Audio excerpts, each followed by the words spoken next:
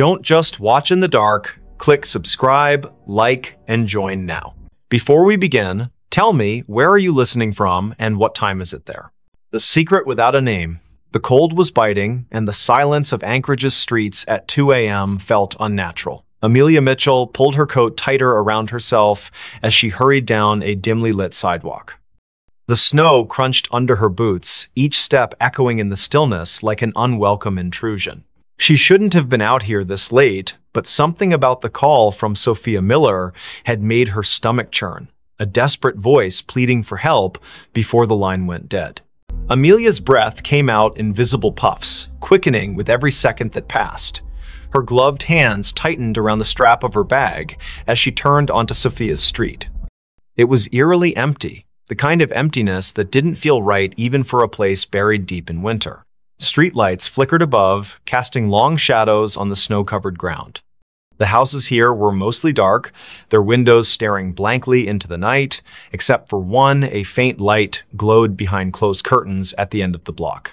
That must be it, she thought, her heart pounding harder now. Sophia lived alone, always insisting she liked the quiet solitude of Anchorage winters. But tonight, there was no answer when Amelia knocked on the door. She tried again, louder this time, her knuckles rapping against the wood with urgency. "Sophia? Are you there?" Only silence greeted her, broken only by the distant hum of power lines swaying in the wind. She reached for her phone to call again, but just as her thumb hovered over the screen, she heard it a faint creak from inside the house. It wasn't enough to dismiss as settling wood, it carried weight, purpose. Amelia hesitated, then pressed her ear closer to the door. Another sound followed, softer but unmistakable, shuffling footsteps, moving away from where she stood. "Sophia?" she called again, her voice trembling. No response. Just the oppressive silence pressing back against her words. Then, without warning, the doorknob began to turn slowly. So slowly, it seemed deliberate. Amelia stumbled backward, nearly slipping on the icy steps leading up to the porch. Her pulse roared in her ears as the door swung open wide, revealing nothing but darkness beyond. There was no one there, not immediately anyway. But as Amelia forced herself to peer inside, she noticed something odd, a trail of wet footprints leading further into the house. They weren't hers. They couldn't be. She hadn't stepped inside yet. And they weren't fresh either, not entirely. Some parts of the prints gleamed with melted snow, while others looked older, partially dried and smeared as if someone or something had walked through days ago but left traces that refused to fade. Against her better judgment, Amelia stepped inside. The warmth of the house hit her instantly, though it brought little comfort. Something about the air felt wrong, stale, heavy, as if it hadn't circulated properly in weeks. She glanced around the living room, taking in the familiar clutter of books and photographs scattered across shelves. Everything seemed normal, until she saw the photo frame lying face down on the coffee table. She picked it up cautiously, turning it over. It was a picture of Sophia smiling brightly next to Jackson Cole, her boyfriend or ex-boyfriend, depending on who you asked. Their faces were scratched out violently, gouges cutting through the glass like angry scars. A chill ran down Amelia's spine. This wasn't random vandalism. Someone had done this deliberately, methodically. Before she could process what it meant, another noise caught her attention, a low scraping coming from somewhere deeper in the house. It sounded like nails being dragged along a hard surface, slow and rhythmic, punctuated by pauses that somehow felt more menacing than the sound itself. Amelia swallowed hard, clutching her phone tightly in her hand. She considered calling the police, but what would she say? That she broke into her friend's house because of some creepy noises? They'd think she was crazy. Instead, she moved cautiously toward the hallway, following the sound despite every instinct screaming at her to leave. The hallway was narrow, lined with family portraits that seemed to watch her as she passed. Each frame held a face frozen in time, eyes staring ahead as if waiting for something.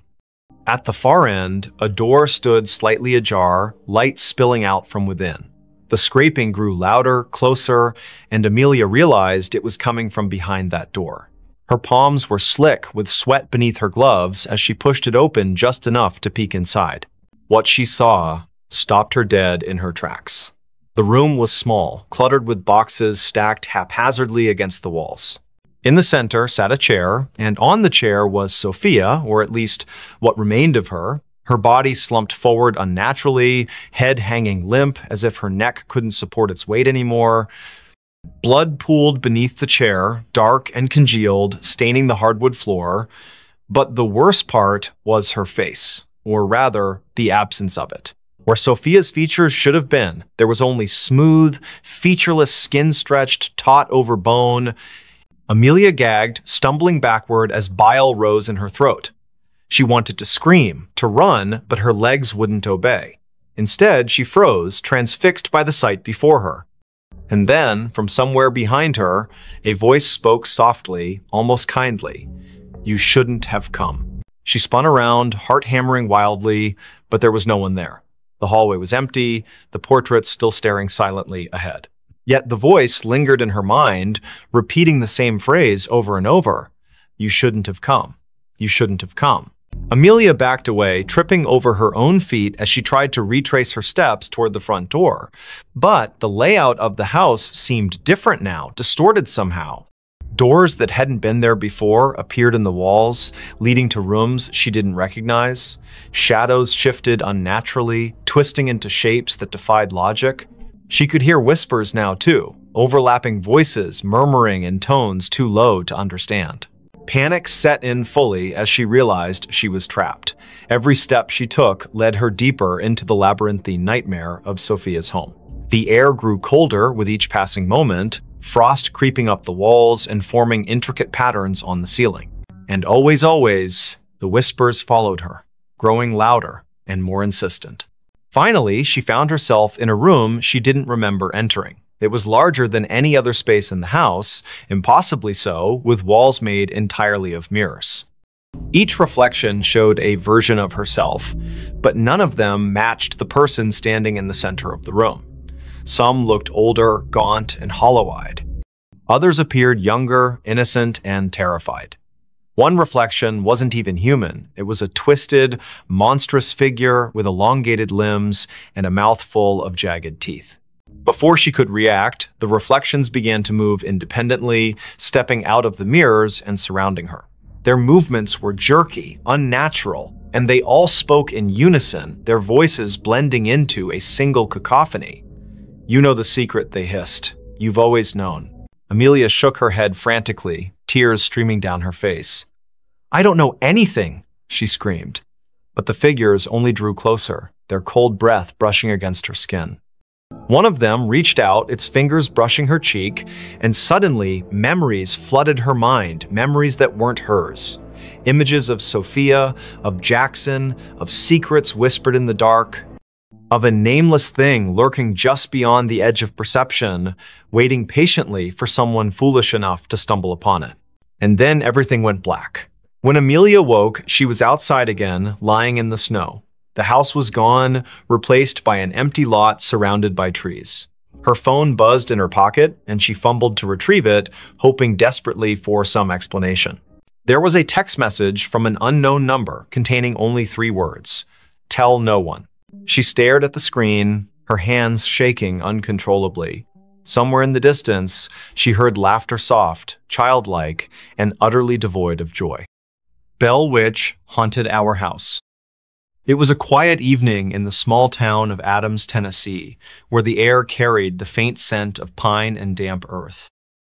The clock struck 8:45 p.m. as the Johnson family Mark, his wife Emily, and their 2 children, Jake aged 12, and Lily, who was 8, sat together in their living room. The house, an old Victorian-style building with creaky wooden floors and high ceilings, had been in Mark's family for generations. Its walls whispered secrets of the past, but none more chilling than what would soon unfold within its ancient halls. The night began innocently enough. Mark read aloud from a book while Emily knitted by the fireplace, her needles clicking softly against the backdrop of crackling flames.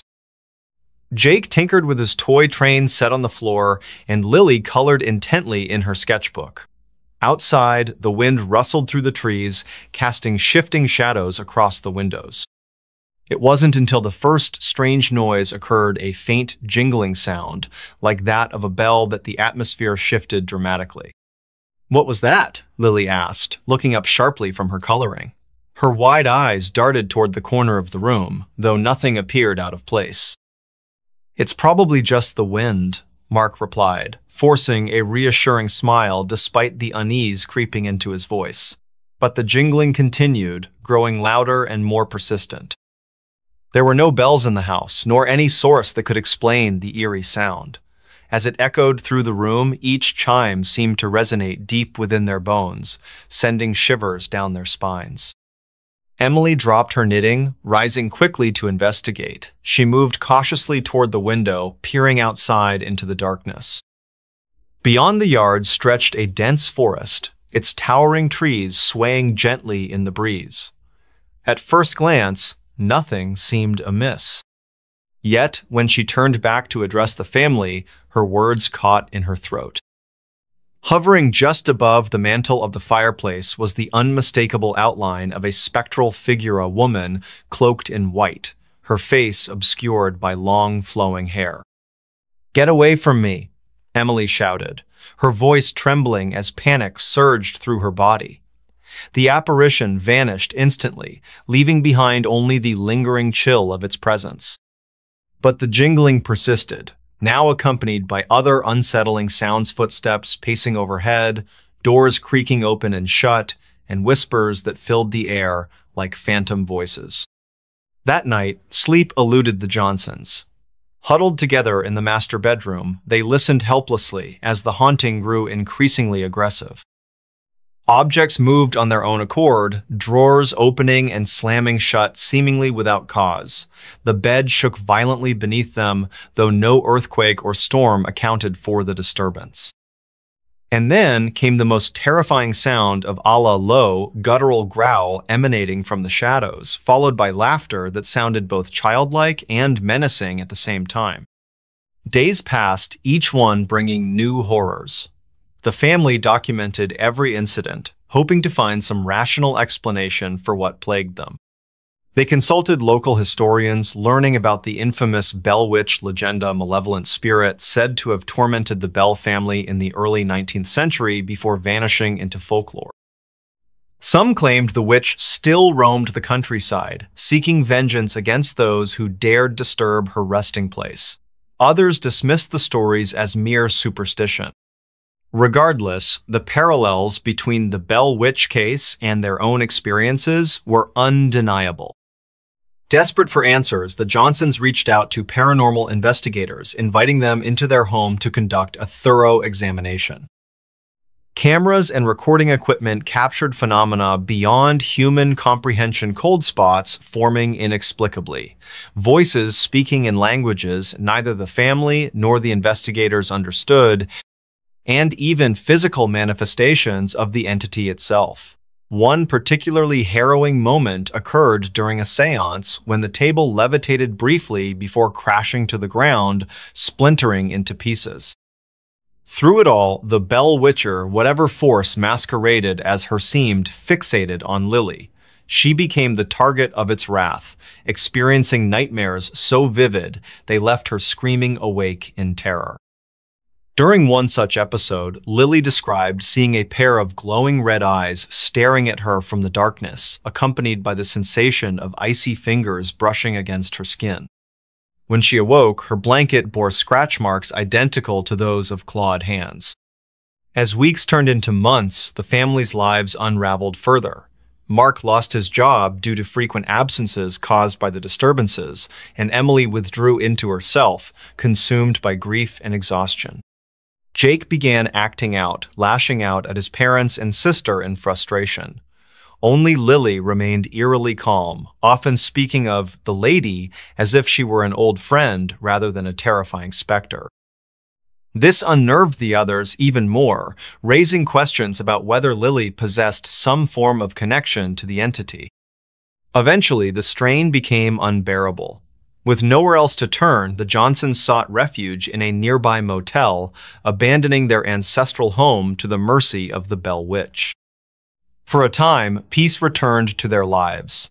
They relocated to another state, starting anew under assumed names, determined to leave the nightmare behind.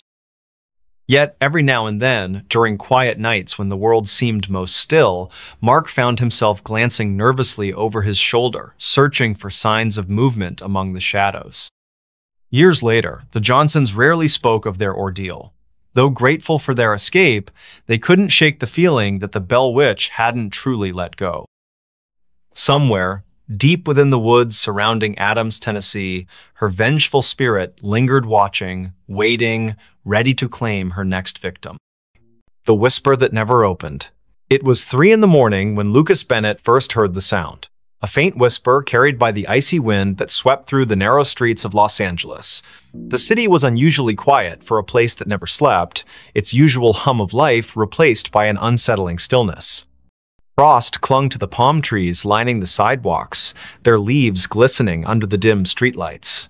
Lucas had been walking home from his late shift at the diner when he noticed it, the whispering that seemed to follow him wherever he went. He pulled his jacket tighter around himself, trying to shake off the chill that wasn't entirely from the cold. The whisper grew louder as he passed an alleyway between 2 old brick buildings. It sounded like words, but nothing coherent, just fragments of syllables that danced at the edge of understanding. His pace quickened, boots crunching against the frost-covered pavement. He told himself it was just the wind playing tricks on him. But deep down, he knew better. Olivia Turner lived in apartment 3B of the building where Lucas rented his studio. She had moved in 6 months ago, and they had exchanged polite greetings in the hallway occasionally. But tonight, when Lucas finally reached his floor, he found her standing outside her door, her face pale and drawn. Her hands trembled as she fumbled with her keys, dropping them twice before managing to unlock the door. Something about her demeanor made Lucas pause. "Everything okay?" he asked, his voice softer than intended. Olivia glanced at him, her eyes wide with something he couldn't quite place. Fear? Exhaustion? Both? She hesitated before answering, I keep hearing things." Her voice cracked slightly. Voices. Whispers. I thought maybe it was just my imagination. She trailed off, looking past him into the dark hallway.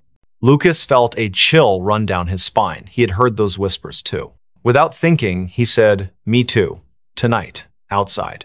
Olivia's expression shifted from fear to something closer to relief, though her hands still shook. "Come in," she said quietly, stepping aside.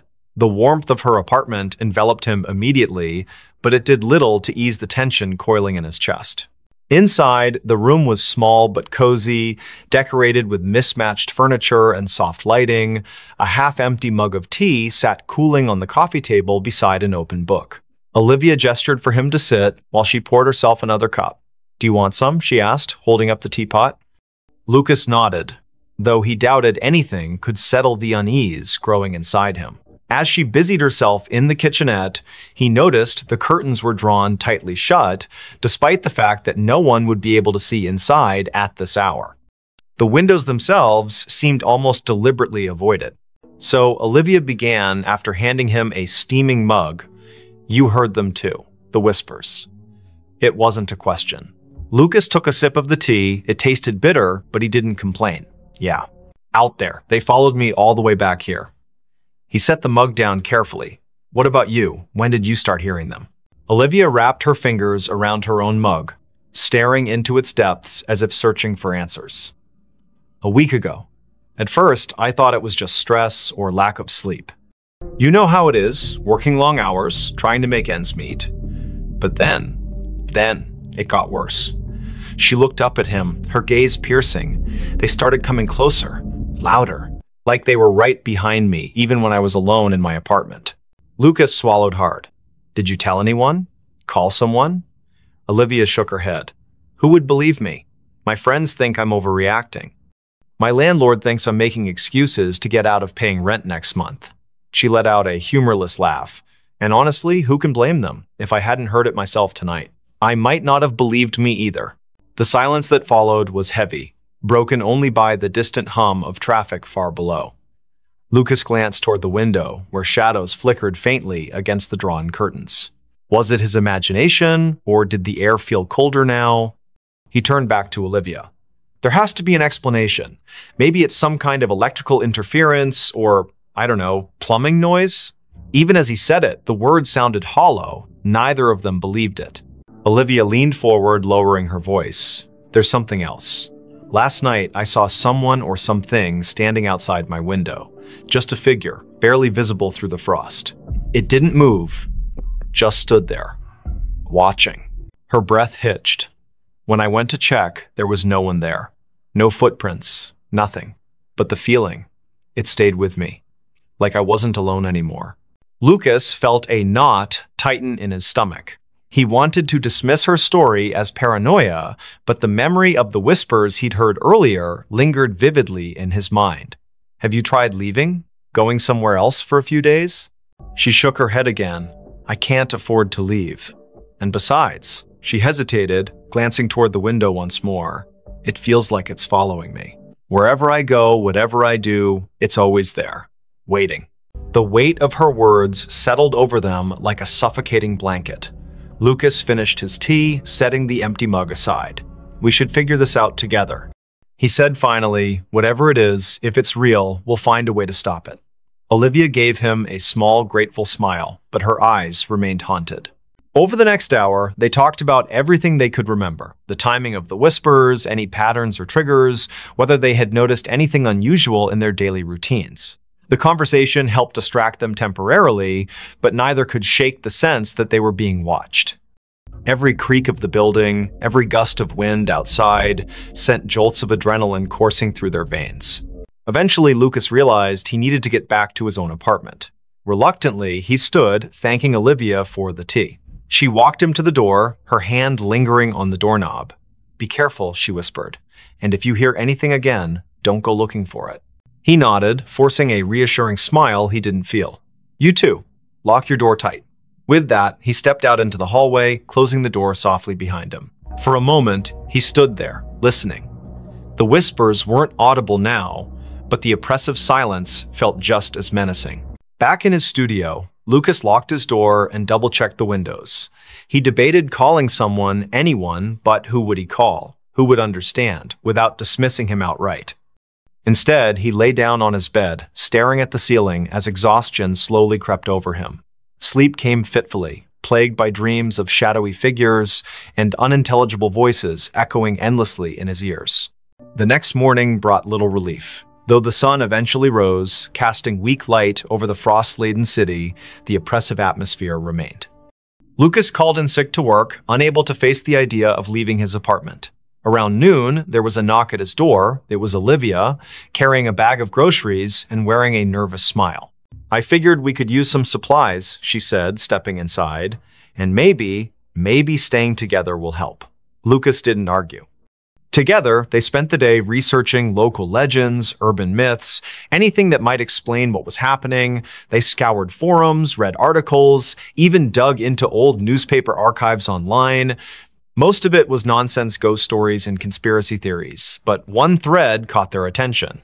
A user named Silent Watcher had posted about a series of disappearances in Los Angeles during the winter months over the past decade. The cases were unsolved, dismissed as runaways or accidents, but certain details stood out. Witnesses reported hearing strange noises before the victims vanished. Some claimed to have seen shadowy figures lurking near windows or alleys. The posts were vague, but the similarities were impossible to ignore. As evening fell, the temperature dropped sharply. The heater struggled to keep up, and both Lucas and Olivia found themselves bundled in blankets, huddled together on the couch. The whispers returned, louder this time, seeping through the walls like water. They exchanged panicked looks, hearts pounding in unison. Whatever it was getting closer. Desperation drove them to action. Armed with flashlights and makeshift weapons, a baseball bat for Lucas, a kitchen knife for Olivia, they ventured into the hallway. The whispers surrounded them now, forming a cacophony of disjointed sounds that clawed at their sanity. Each step felt heavier than the last, as if the air itself resisted their movement. At the end of the hallway, the emergency exit stood ajar, frost creeping inward. Beyond it lay the fire escape, descending into darkness. Lucas hesitated, gripping the bat tightly. "Do we really want to know what's out there?" he whispered. Olivia didn't answer, her eyes fixed on the gap. Slowly, they stepped through, bracing themselves for whatever awaited them. The metal stairs groaned under their weight, each step echoing ominously in the frigid night.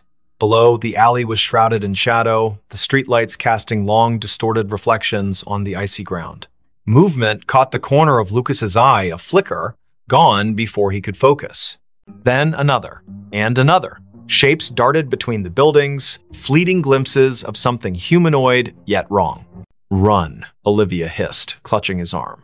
They bolted down the remaining steps, slipping on patches of ice as they fled. Behind them, the whispers erupted into a deafening roar, filling the air with chaotic sound. Shadows converged, twisting and writhing like living smoke. Panic surged through Lucas's veins as he realized they were being hunted. They rounded a corner, breaths ragged, legs burning. Ahead, a familiar figure emerged from the darkness. It was Benjamin Hayes, a neighbor whose face they recognized, but whose name they rarely spoke. His expression was blank, his movements mechanical. He raised a hand, pointing toward an abandoned warehouse across the street. "In there," he said, his voice devoid of emotion. "You'll find answers." Without hesitation, they obeyed, bursting through the rusted doors of the warehouse. Inside, the air was thick with decay and dampness. Faint traces of graffiti adorned the crumbling walls, remnants of a forgotten era. In the center of the vast space stood a wooden crate, its surface etched with symbols neither of them recognized. Above it hovered a swirling mass of darkness, pulsating rhythmically like a heartbeat. Olivia approached cautiously, her knife trembling in her grip. "What is this?" she murmured, reaching out. Lucas grabbed her wrist, pulling her back. "Don't touch it," he snapped. But it was too late. The moment her fingers brushed the crate, the world around them dissolved into chaos. Images flooded their minds, faces screaming silently, hands clawing at unseen barriers, voices pleading for release. The whispers coalesced into a single, thunderous command. Open me now." Lucas staggered backward, clutching his head as the vision overwhelmed him. Olivia collapsed to her knees, tears streaming down her face. "I can't," she choked out. "I can't stop it." The darkness expanded, consuming the warehouse, swallowing everything in its path. Somewhere in the distance, Benjamin's voice echoed faintly. "You shouldn't have come here." And then, silence. When Lucas opened his eyes, he was alone. The warehouse was gone, replaced by an endless void. Whispers surrounded him, louder than ever, pressing against his skull until he thought it might burst. He screamed, but no sound escaped. The last thing he saw before the darkness claimed him completely was the crate, floating impossibly in the emptiness, its lid inching open. Somewhere in Los Angeles, the sun rose again, frost melted from the trees, and life resumed its usual pace. But in apartment 3B, the curtains remained drawn and the whispers continued, waiting for their next listener. La Llorona drowned my sister. It was a humid summer evening in the small town of Rio Vista, where the air hung heavy with the scent of rain-soaked earth and blooming jasmine. The clock read 9:30 p.m. as Emily Carter sat on her porch, fanning herself against the sticky warmth that refused to dissipate even after sunset. Her younger sister, Lily, played nearby with a group of neighborhood children, their laughter echoing through the quiet streets lined with towering oak trees. Unbeknownst to them, the tranquility of this moment would soon shatter into chaos.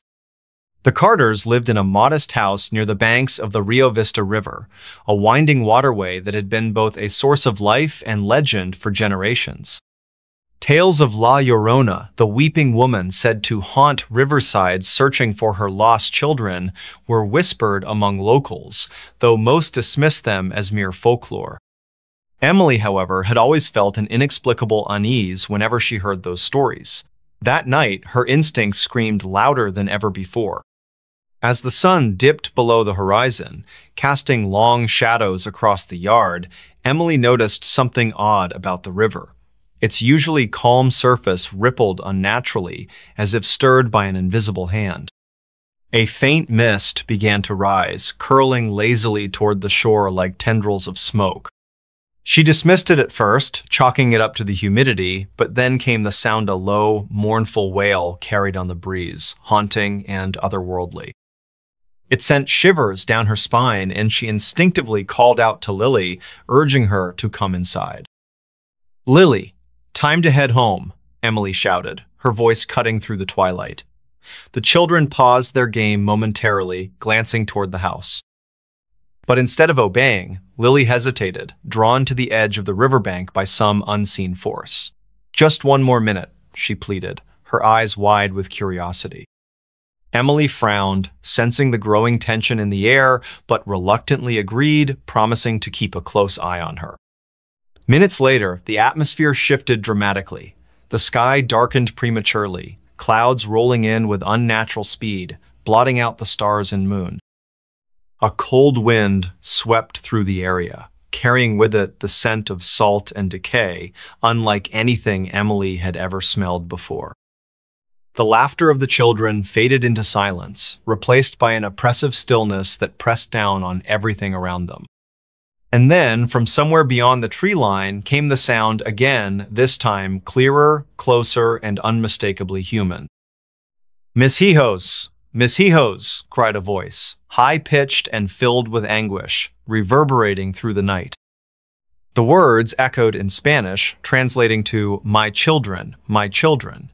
Each syllable dripped with sorrow, yet beneath it lay a menace that made Emily's blood run cold.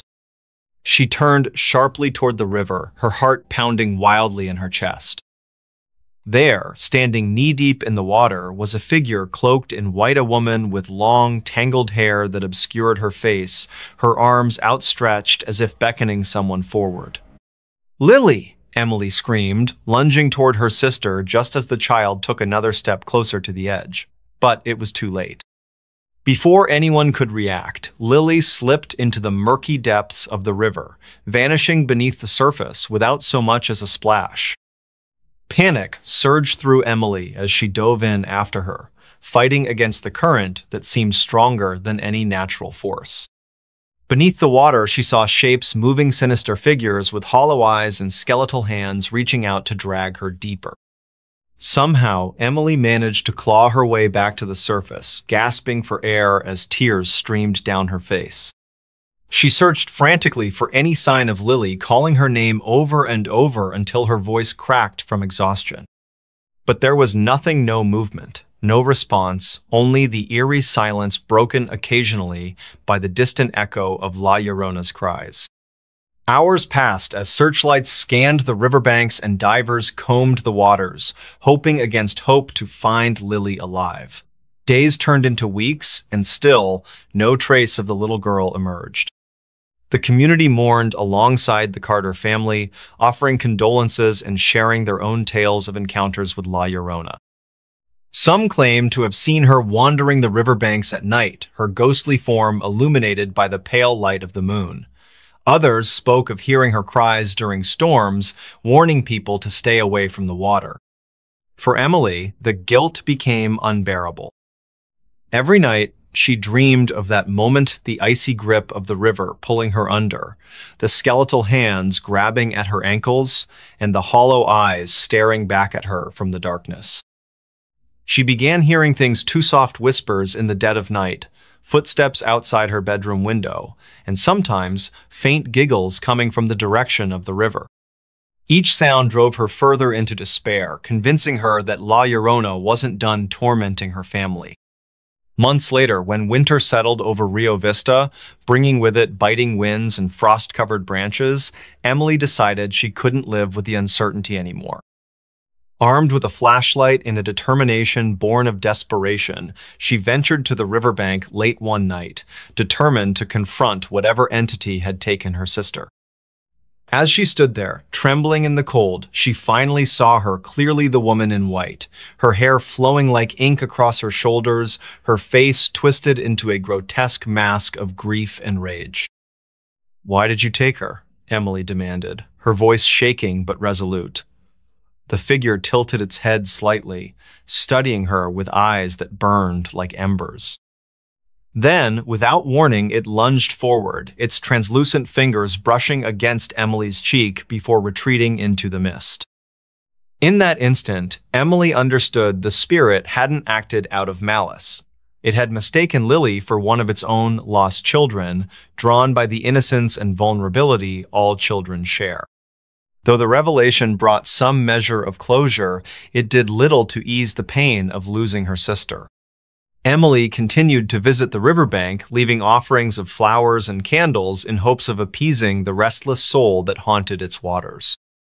Over time, the sightings of La Llorona diminished, as if the spirit had found peace or perhaps simply moved on to another place where unsuspecting victims wandered too close to the edge. Even now, years later, Emily carries the memory of that night with her wherever she goes.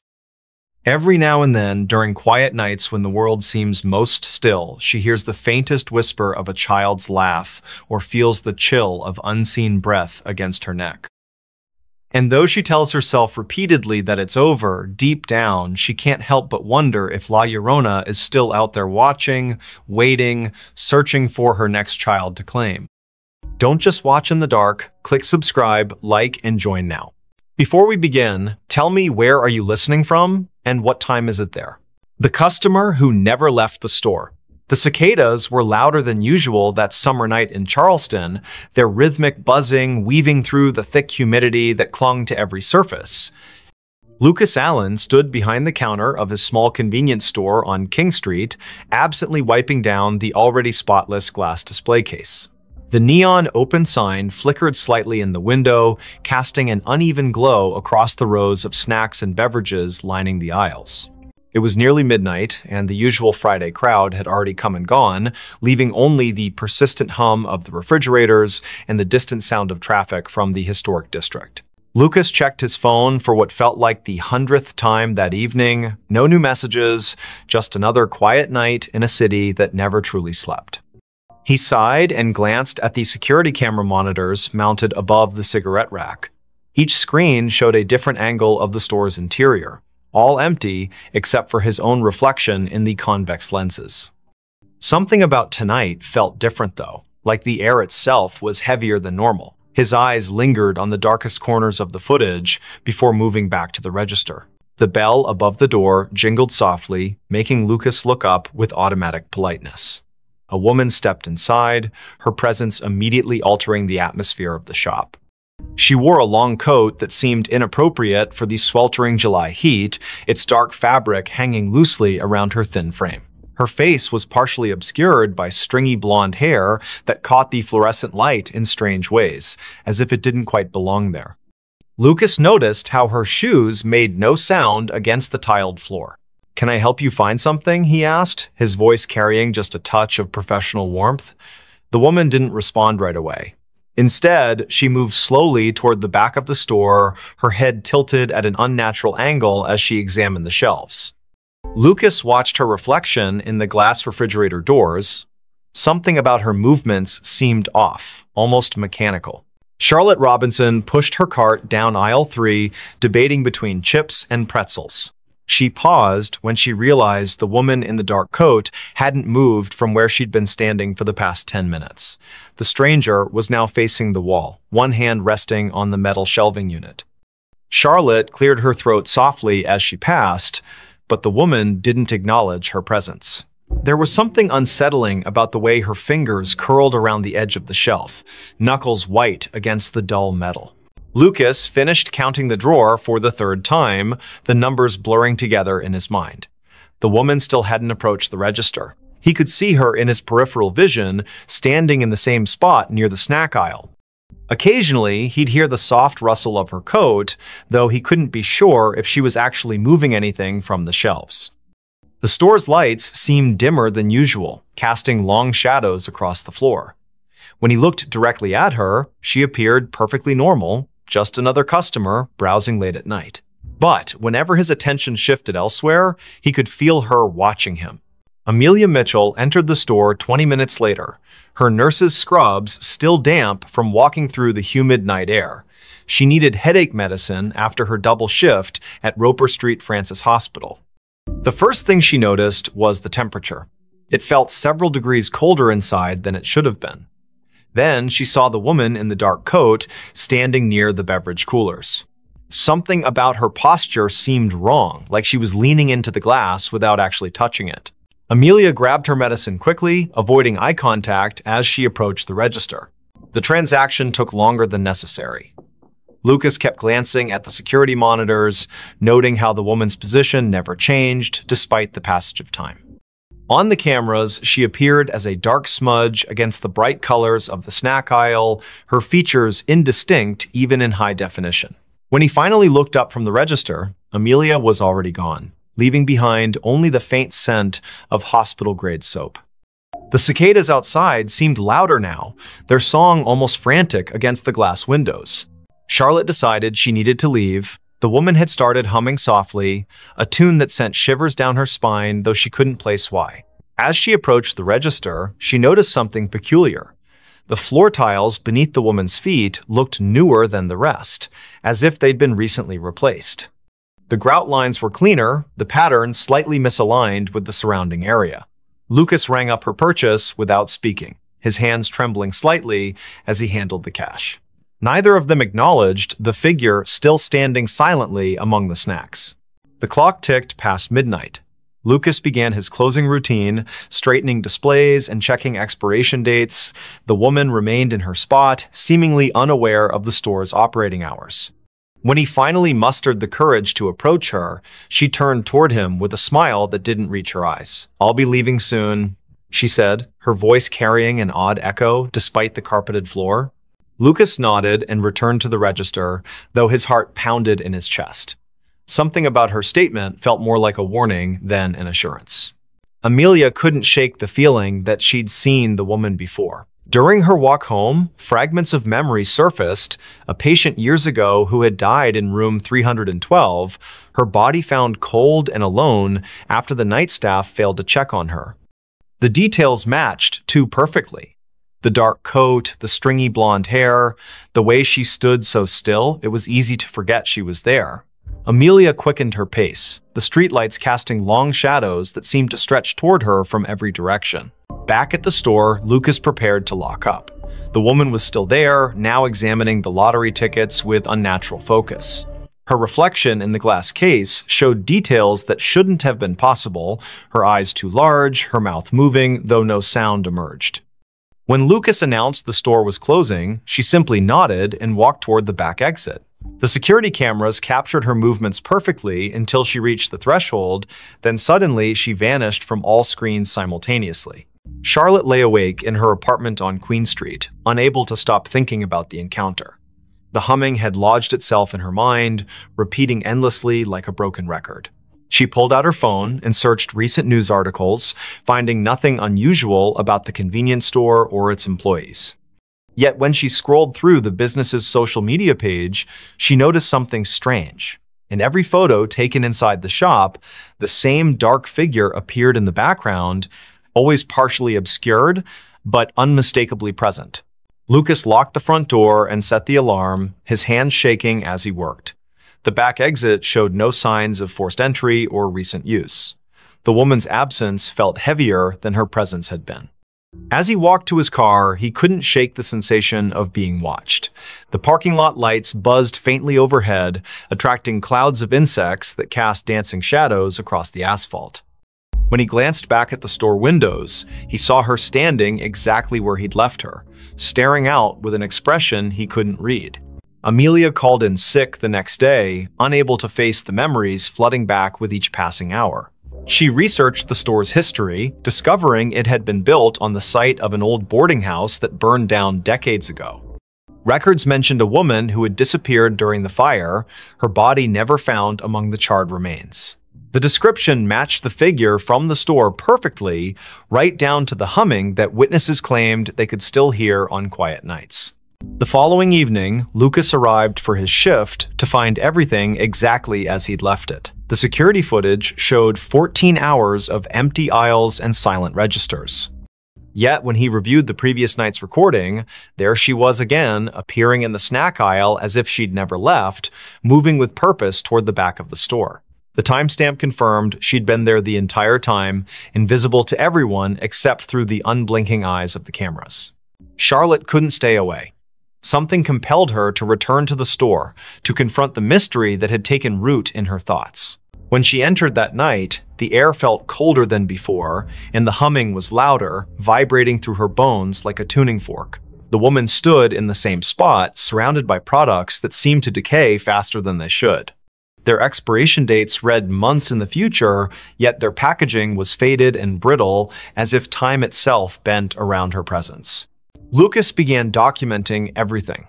He kept detailed notes about each encounter, noting patterns in her behavior and appearance. The woman never spoke unless directly addressed, and even then, her responses were cryptic and often nonsensical. Yet, she seemed to know intimate details about each person who interacted with her, childhood memories Charlotte had forgotten, medical cases Amelia thought she'd kept confidential, personal struggles Lucas had never shared with anyone. The knowledge hung in the air like a threat, preventing them from seeking help. The city continued its usual rhythm around them, oblivious to the supernatural phenomenon unfolding on King Street. Tourists snapped photos of the historic district, capturing streaks of darkness in their pictures that they dismissed as lens flares. Locals complained about power fluctuations in the area, their clocks running minutes fast or slow without explanation. The cicadas grew louder with each passing night, their song taking on an almost musical quality that matched the woman's haunting melody. Amelia discovered other victims during her research, people who had encountered similar figures in different locations throughout Charleston's history. Each story followed the same pattern. A mysterious woman appearing in places of commerce, lingering beyond reason, collecting pieces of people's lives until they became trapped in her orbit. Some claimed she was searching for something specific, others believed she fed on human connection. All agreed that once she marked you, there was no escaping her influence. Lucas found himself changing. His reflection in the store windows seemed less substantial, his features fading slightly each day. Customers commented on how tired he looked, though he slept better than he had in years. The security cameras captured moments when he wasn't entirely present, his form flickering like static between frames. The woman watched these transformations with apparent satisfaction, her humming growing more complex, as if composing a symphony only she could hear. Charlotte's friends noticed her withdrawal from social activities. She spent hours sitting in her apartment, staring at the convenience store's security feed she'd hacked into. The woman's movements created patterns that resembled ancient symbols when traced over time. Mathematical equations formed in the spaces between appearances, suggesting a logic behind the madness. Yet each revelation came at a cost, fragments of Charlotte's personality chipped away, replaced by an understanding she couldn't articulate. The temperature in the store dropped steadily, creating condensation on the windows that spelled out words when viewed from certain angles. "Help me" appeared repeatedly, though none of them could determine if it was a plea or a command. The refrigeration units malfunctioned constantly, their contents freezing solid regardless of settings. Products aged rapidly on the shelves, some turning to dust within hours of stocking. Time itself seemed to warp around the woman, bending reality to accommodate her presence. Amelia's dreams became vivid and disturbing. She found herself wandering through endless aisles of forgotten stores, each one containing the same dark figure waiting patiently. The humming followed her into consciousness, becoming a constant companion that drowned out other sounds. Her colleagues at the hospital remarked on her improved intuition regarding patient care, though they couldn't explain how she knew things she shouldn't. The line between her world and the woman's realm blurred until she couldn't tell which side she belonged to. Lucas attempted to break the cycle by staying away from the store. For 3 days, he avoided King Street entirely, hoping distance would sever the connection. Instead, the woman's influence grew stronger. She appeared in his apartment mirror, reflected in puddles during rainstorms, visible in the steam rising from his morning coffee. The humming never ceased, matching his heartbeat until he couldn't distinguish between internal and external sounds. His attempts to warn others fell on deaf ears, their faces blank as if seeing through him. Charlotte documented everything obsessively, filling notebooks with observations and calculations. The patterns revealed themselves gradually, forming a complex web of connections between victims across generations. Each person had experienced loss or isolation significant enough to create a void the woman could fill. They had sought comfort in material possessions, believing wealth or convenience could replace human connection. The realization hit her like a physical blow. They were all customers who had never truly left the store, trapped by their own desires. The final confrontation occurred on the hottest night of the summer. The cicadas screamed in harmony with the humming, their combined song shaking the glass in the store's windows. Lucas, Charlotte, and Amelia found themselves drawn back to the convenience store despite their efforts to resist. The woman waited for them in aisle 3, her dark coat billowing as if caught in a wind that didn't exist. Her smile revealed too many teeth, each one gleaming like polished stone. "You've learned," she said, her voice resonating through the empty store. But learning isn't enough. The floor tiles beneath them shifted, revealing the foundation of the old boarding house. Charred wood and ash filled the space where modern construction should have been. The security cameras captured everything perfectly, broadcasting their final moments to empty monitors throughout the building. One by one, they stepped forward, unable to resist the pull any longer. The store remained open for business the next day. New employees arrived, unaware of the previous staff. Customers browsed the aisles, selecting items they didn't need but couldn't refuse. In the security footage, dark figures moved among the shelves, their forms becoming clearer with each passing night.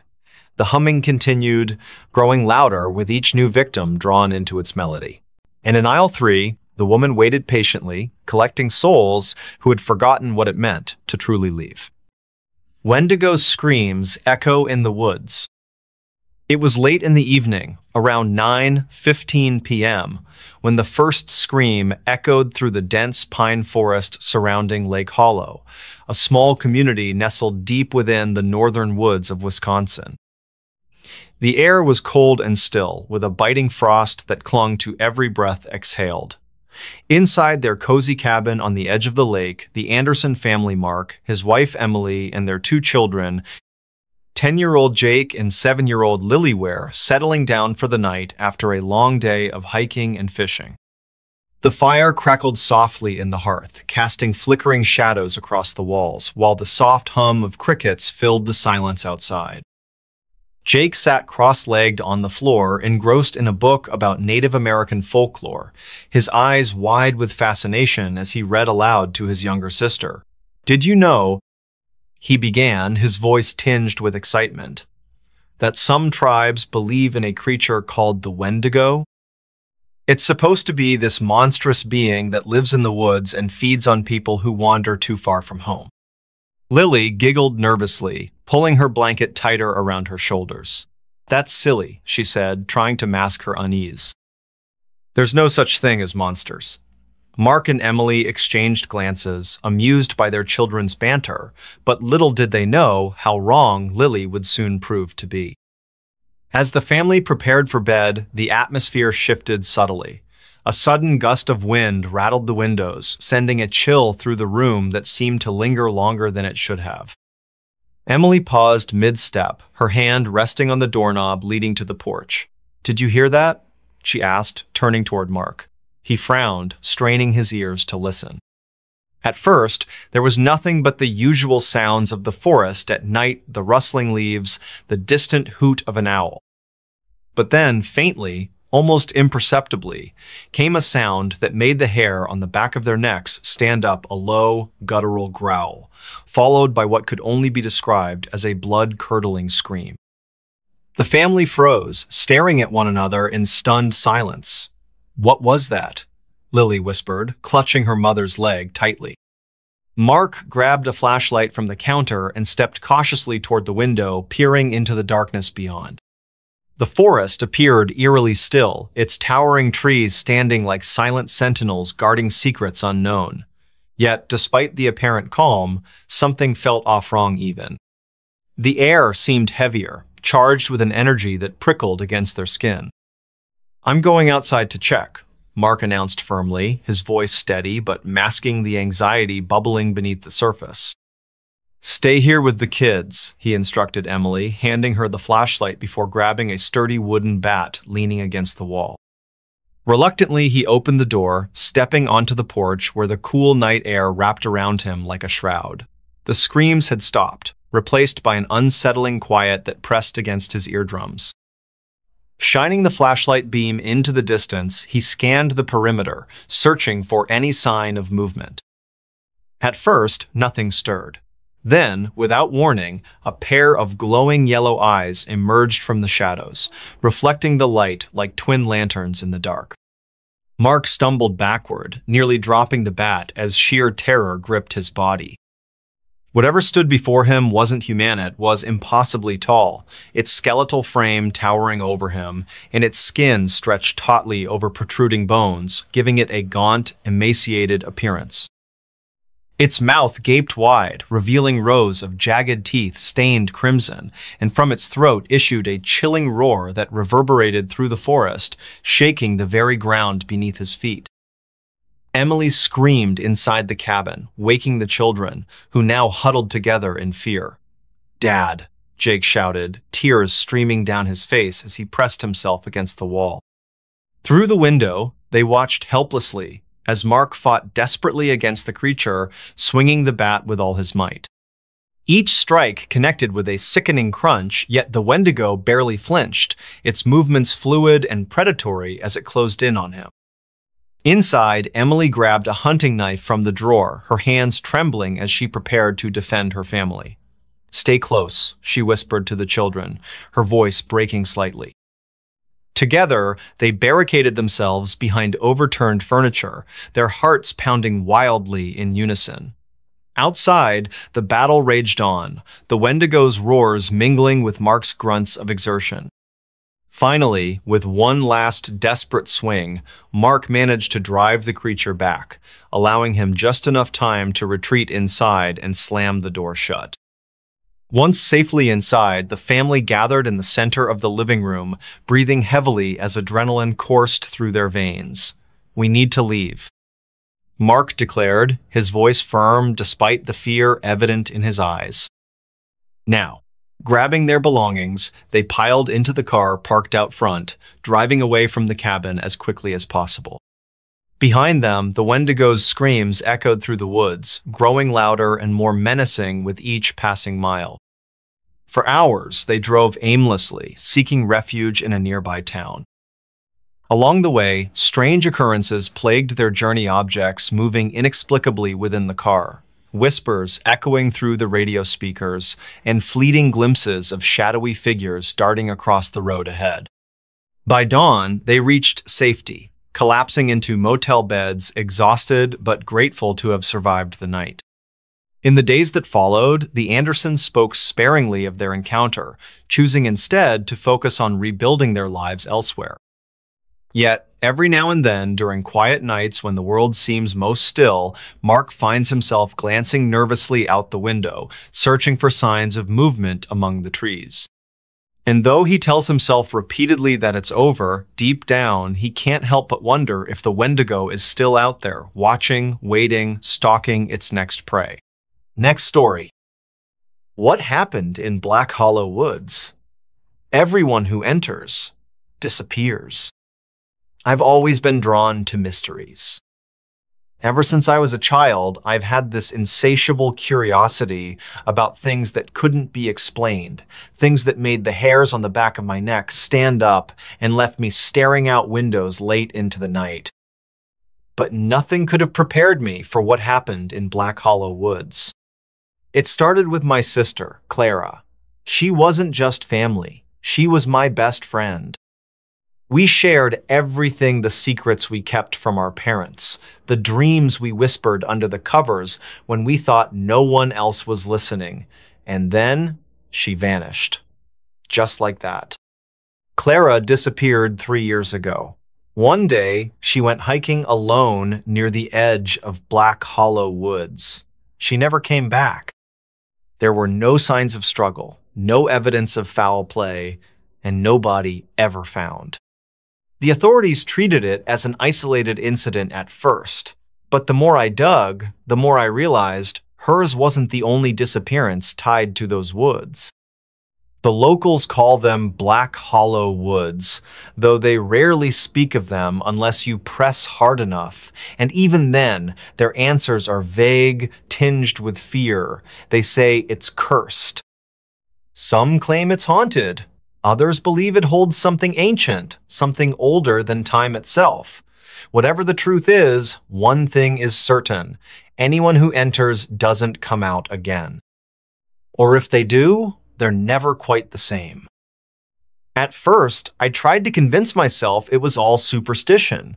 After all, how could a foresta, place filled with trees and dirt and wildlife, be responsible for so many disappearances? But the more stories I uncovered, the harder it became to dismiss them as mere coincidence. People talked about hearing voices in the woods, seeing lights flicker through the trees at night, or feeling an overwhelming sense of dread that made them turn back before they ventured too far inside. One man told me he saw his missing brother standing among the trees, calling his name. Another woman swore she heard children laughing, not the happy kind, but something twisted, almost malicious. When I asked where these sightings took place, every single person pointed toward the same spot, the heart of Black Hollow Woods. And yet, despite all the warnings, I knew I had to go there. Not because I wanted to solve some grand mystery or become famous for uncovering the truth. No, I needed answers for myself, for Clara, for everyone whose lives had been torn apart by those woods. If it meant risking my own life, so be it. But little did I know, stepping into Black Hollow Woods would change everything. Preparation became my obsession. For months, I studied maps, read accounts online, and scoured forums dedicated to unsolved mysteries. I stocked up on supplies: a flashlight, extra batteries, matches, water purification tablets, and a portable GPS device. My phone wouldn't work once I entered the woods. I'd already learned that much, but I figured the GPS might help keep me oriented. Still, deep down, I felt uneasy. It wasn't just the stories anymore. It was the way people reacted when I mentioned the woods. Their faces would pale, their voices drop to barely audible whispers. "You shouldn't go there," they'd say. "Something's wrong with those woods." On the morning I set out, the air was heavy with anticipation or maybe dread. I parked my car at the edge of the forest, where the asphalt road abruptly ended and the dirt trail began. A rusted sign stood crookedly beside the path, its paint chipped and faded. In bold letters, it read, "Warning, Black Hollow Woods, unsafe for travel." Below that, someone had spray painted a single word in red: "Turn back." I hesitated for a moment, staring at the sign. Was this really such a good idea? Could I trust myself to make it out alive? Then I remembered Clara's face, her smile, the last time I saw her. That memory steeled my resolve. Taking a deep breath, I stepped onto the trail. At first, everything seemed normal. The sun filtered weakly through the canopy above, casting dappled shadows across the ground. Birds chirped in the distance, and the occasional breeze stirred the leaves. But as I pressed deeper into the woods, the atmosphere began to shift. The sounds of nature grew quieter until they stopped altogether. No birdsong, no rustling leaves, not even the faintest whisper of wind. Just silence. A strange sensation crept over mean itch between my shoulder blades, like someone was watching me. I spun around, scanning the trees behind me, but there was nothing. Nothing except the endless rows of trunks stretching endlessly into the distance. Still, I couldn't shake the feeling that I wasn't alone. My GPS started acting up next. At first, it simply lost signal, which I expected. But then the screen glitched, displaying random coordinates that didn't match any known location. Lines appeared where they shouldn't, forming patterns that looked almost deliberate, like symbols or sigils. Frustrated, I turned it off and shoved it into my bag. Time began to warp. I couldn't tell whether hours or minutes had passed. The sun seemed stuck in the sky, refusing to move. Shadows lengthened and shortened unpredictably, casting shapes that didn't belong. Once, I thought I caught sight of movementa figure darting between the trees, but whenever I approached, it vanished without a trace. Then came the whispers. They started softly, almost imperceptibly, carried on a non-existent breeze. At first, I thought it was my imagination playing tricks on me.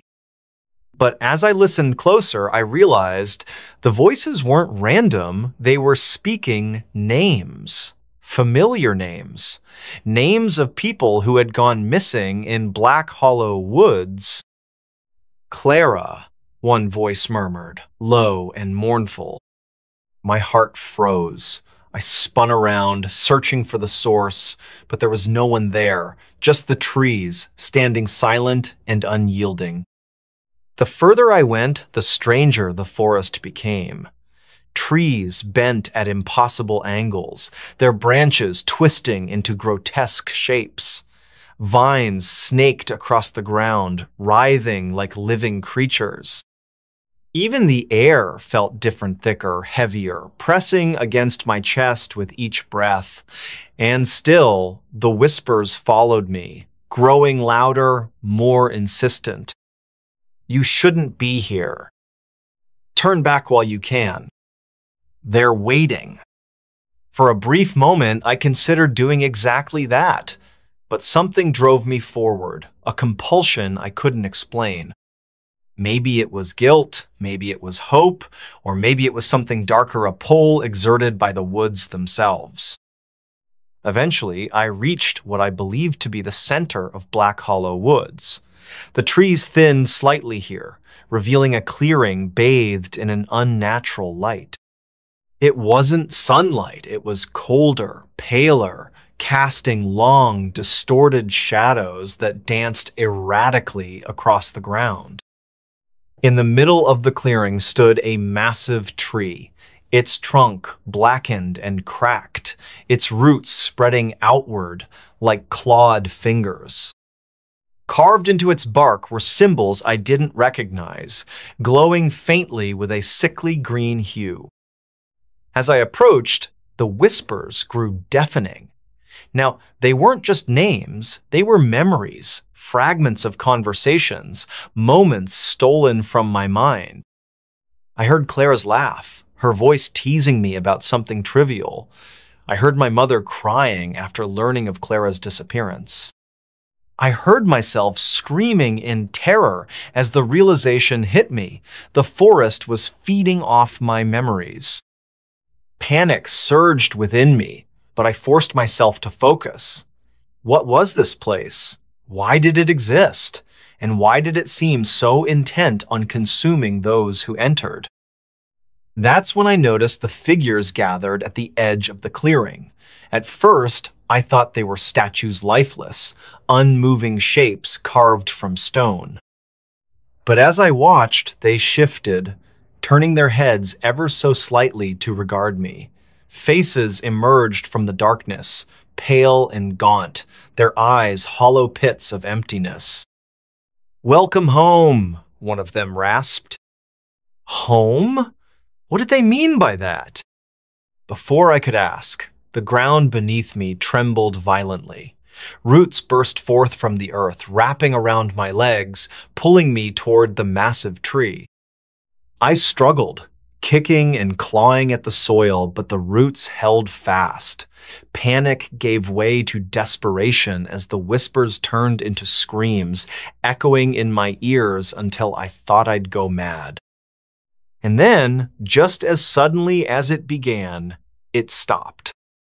The roots released me, retreating back into the ground. The figures in the clearing dissolved into mist, leaving me alone once more.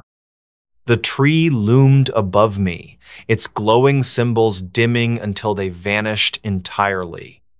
For a moment, I sat there, trembling, trying to process what had just happened. It was then that I noticed the notebook. Propped against the base of the tree was a small, leather-bound journal. Its pages were yellowed with age, the ink faded, but still legible. Curiosity got the better of me, and I picked it up, flipping through the entries. Each one belonged to someone who had entered Black Hollow Woods before me, people who had written down their experiences, their fears, their final thoughts before disappearing forever. The last entry was unfinished. I don't know what this place is, but it knows me. It knows everything about me. It shows me things I wish I could forget, makes me relive moments I'd rather bury. Is this what happens to everyone who comes here? Do we all end up trapped in our own minds? Beneath the words was a single sentence scrawled in frantic handwriting. If you're reading this, run. Get out while you still can. I dropped the notebook and stumbled backward, my pulse racing. Run? How could I run when I didn't even know where I was anymore? The paths had twisted and turned, leading me in circles until I lost all sense of direction. And now, standing in this eerie clearing, I wondered if escape was even possible. As the days, perhaps hours dragged on, I began to piece together the truth about Black Hollow Woods. It wasn't a physical place, not entirely. Yes, the trees and the ground existed, but the forest itself was something else, a gateway, a prison, a manifestation of whatever dwelled beyond the veil of reality. The whispers, the memories, the figures in the clearing, all of it, was part of the forest's design.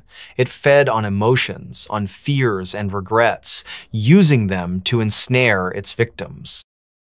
Those who entered rarely left, not because they were killed, but because they became part of the woods themselves. Trapped in an endless loop of torment, reliving their worst moments over and over again. But there was more, much more. In the quiet moments, when the whispers subsided and the forest seemed almost peaceful, I began to hear another sound of voice, distinct and clear, speaking directly to me. It wasn't human, not exactly, but it understood my language well enough. It called me by name, promised me answers if I stayed, if I surrendered. "What do you want?" I demanded, though I wasn't sure if it could hear me. "To show you the truth," it replied, its voice resonating in my mind. "To let you see what lies beyond." Beyond what? Beyond the woods? Beyond life itself? The voice didn't answer. Instead, it showed me images, flashes of light and shadow, glimpses of places I couldn't begin to comprehend. Worlds unlike anything I'd ever imagined, populated by beings both beautiful and horrifying. And in the center of it all, a figure watching me, smiling faintly as though it knew something I didn't. Was this real? Or was it merely a trick, a ploy to keep me trapped? I couldn't tell. All I knew was that I had to get out, somehow. Days later, maybe minutes, I emerged from the woods, gasping for air as sunlight blinded me. My clothes were torn, my skin scratched and bruised, but I was alive. More importantly, I was free. Or so I thought. Back in my car, I checked my phone for the first time since entering the woods. To my relief, it worked again, showing full bars and a strong signal. I opened the map app, expecting to see the location of the nearest town. Instead, the screen displayed a message. "You're still here." My blood ran cold. I stared at the phone, then glanced around me. The forest loomed in the rearview mirror, its edges blurring and shifting as though mocking me. Had I truly escaped? Or had the woods followed me out? I haven't slept since. Every night I hear the whispers again, softer now, but persistent. Sometimes I think I see faces in the shadows outside my window, watching me, waiting. And sometimes when I close my eyes, I swear I feel roots curling around my ankles, pulling me back into the darkness. Maybe I'll never leave Black Hollow Woods after all. Bloody Mary answered in my mirror. It was a humid summer night in the small town of Briarwood, where the air felt thick and heavy, pressing down on everything like an invisible weight. The clock struck midnight, and the house on Elm Street stood silent, except for the faint hum of crickets chirping outside. Inside, Megan Carter, a curious 17-year-old with an insatiable appetite for urban legends, sat alone in her dimly lit bathroom. Her friends had dared her earlier that evening to summon Bloody Maria, a ghostly figure said to appear in mirrors when called upon under specific conditions. Though skeptical, Megan's curiosity got the better of her, leading her to attempt the ritual herself. The bathroom was small but functional, its walls painted a pale blue that now seemed almost gray in the low light. A single bulb flickered above the sink, casting eerie shadows across the room. Megan stood before the mirror, her reflection staring back at her with wide eyes full of both excitement and apprehension. She took a deep breath, trying to calm her racing heart. "Okay," she whispered to herself, her voice barely audible over the sound of her own pulse pounding in her ears. "Here goes nothing." She closed her eyes tightly and began the chant, her voice steady at first but growing shakier with each repetition. "Bloody Mary. Bloody Mary. Bloody Mary." With every word, the temperature in the room seemed to drop noticeably. By the time she reached the third repetition, goosebumps erupted along her arms, and the hairs on the back of her neck stood on end. Still, she pressed on, determined to see this through. "Bloody Mary. Bloody Mary. Bloody Mary." On the final repetition, Megan hesitated, her courage wavering. But then, as if responding directly to her call, something strange happened. The light above the sink flickered violently, plunging the room into near darkness before snapping back on again. Megan gasped, her eyes flying open. What she saw in the mirror made her blood run cold. Instead of her own reflection staring back at her, there was another figure, a woman with long, tangled hair that hung loosely around her face, her skin deathly pale and streaked with what looked unmistakably like blood. Her eyes burned with a malevolent intensity, boring straight into Megan's soul. Megan stumbled backward, nearly tripping over her feet as sheer terror gripped her body. Who are you?" she stammered, her voice trembling uncontrollably. The figure in the mirror didn't respond immediately. Instead, it tilted its head slightly, mimicking Megan's movements as if mocking her fear. Then, without warning, the mirror cracked a jagged line spreading outward from the center, splitting the image into fractured pieces. Megan screamed, covering her ears as a deafening screech filled the air, echoing off the walls and reverberating through her skull. Outside, the storm that had been brewing all evening finally broke loose. Thunder roared in the distance, lightning illuminating the sky with brilliant flashes of white-hot energy. Rain began pelting against the windows, adding to the cacophony of sounds that now surrounded Megan. Trapped in the bathroom, she could feel the atmosphere shifting, becoming heavier, more oppressive. It was as though the very fabric of reality was bending to accommodate some otherworldly presence. Desperate to escape, Megan turned and bolted toward the door, wrenching it open and fleeing down the hallway. Her bare feet slapped against the cool wooden floor as she ran, her breathing ragged and uneven. Behind her, she swore she heard footsteps soft but deliberate, following her every move. Each step echoed eerily through the otherwise silent house, sending chills down her spine. When she reached her bedroom, she slammed the door shut and locked it, leaning heavily against it as relief washed over her momentarily. But the reprieve was short-lived. As Megan caught her breath, she noticed something odd about her room. Shadows danced across the walls, moving independently of any light source. The curtains billowed despite no wind entering through the closed windows. And then came the whispers, faint at first, but gradually growing louder until they filled the entire space. They were unintelligible, yet undeniably sinister, wrapping themselves around Megan's mind like tendrils of smoke. Unable to bear it any longer, Megan grabbed her phone and dialed her best friend, Clara. "Clara, you won't believe what just happened," she cried out, her voice cracking with emotion. She recounted the events in hurried bursts, pausing only to take shallow breaths between sentences. On the other end of the line, Clara listened intently, her usual skepticism replaced by genuine concern. "Megan, you need to get out of there," she urged urgently. "Go somewhere safe now." But leaving wasn't so simple. As Megan tried to compose herself enough to leave the house, strange occurrences continued to plague her. Objects moved on their own accord, drawers opening and slamming shut seemingly without cause. The lights flickered erratically, plunging parts of the house into darkness while others remained inexplicably illuminated.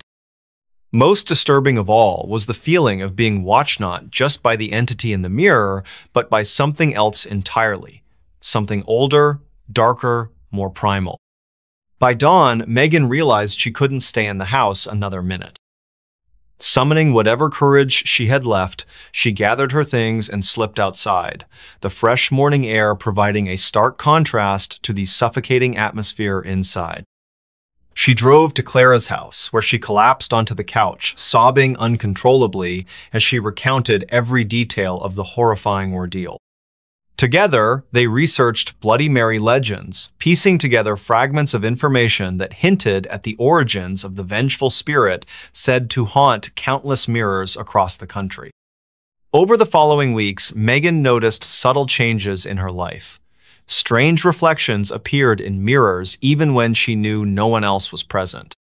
Whispers followed her wherever she went, haunting her dreams and seeping into her waking moments. No matter how hard she tried to convince herself it was all in her head, deep down she knew the truth. Bloody Mary had answered her call, and now she wouldn't let go easily. Months later, Megan still carries the scars of that fateful night. Though she has since moved away from Briarwood, seeking solace in unfamiliar surroundings, the memories linger like ghosts refusing to be exorcised. Every now and then, late at night when the world seems most still, she glances nervously into the mirror, half expecting to see those same hollow eyes staring back at her once more. Next story. The Clapping Man of Missouri. He only comes when you clap back. It all started with a whisper in the wind, or so it seemed.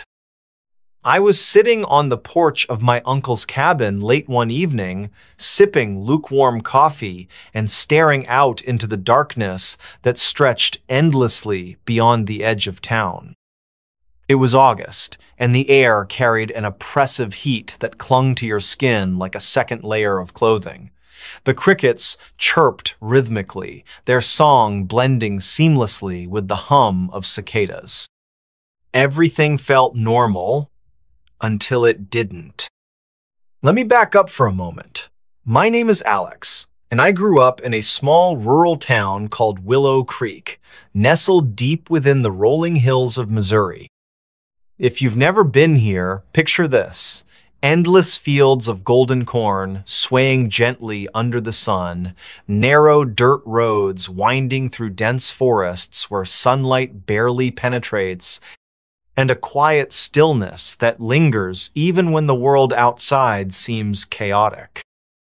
But beneath that serene surface lies something darker, something whispered about by locals over hushed tones during late-night gatherings at the diner or around campfires deep in the woods.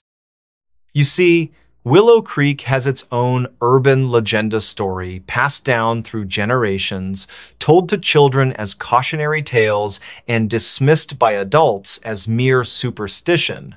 They call him the Clapping Man.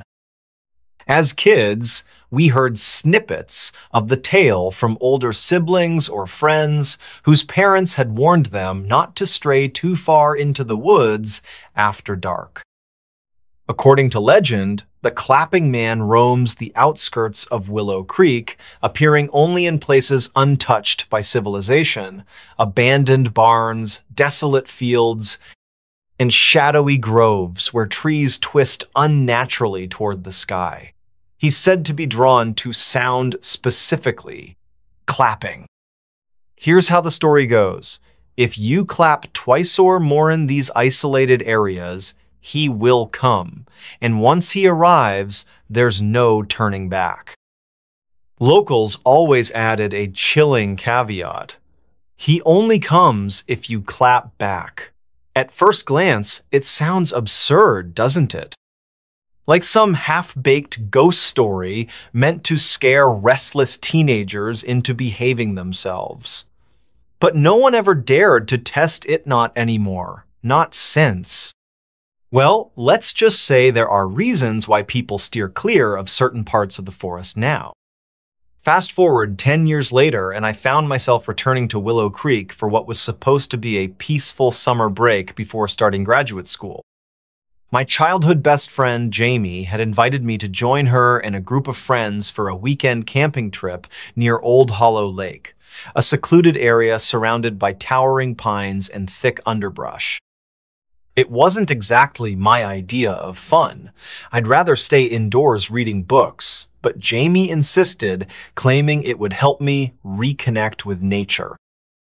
We arrived late Friday afternoon, setting up our tents along the lake's rocky shoreline.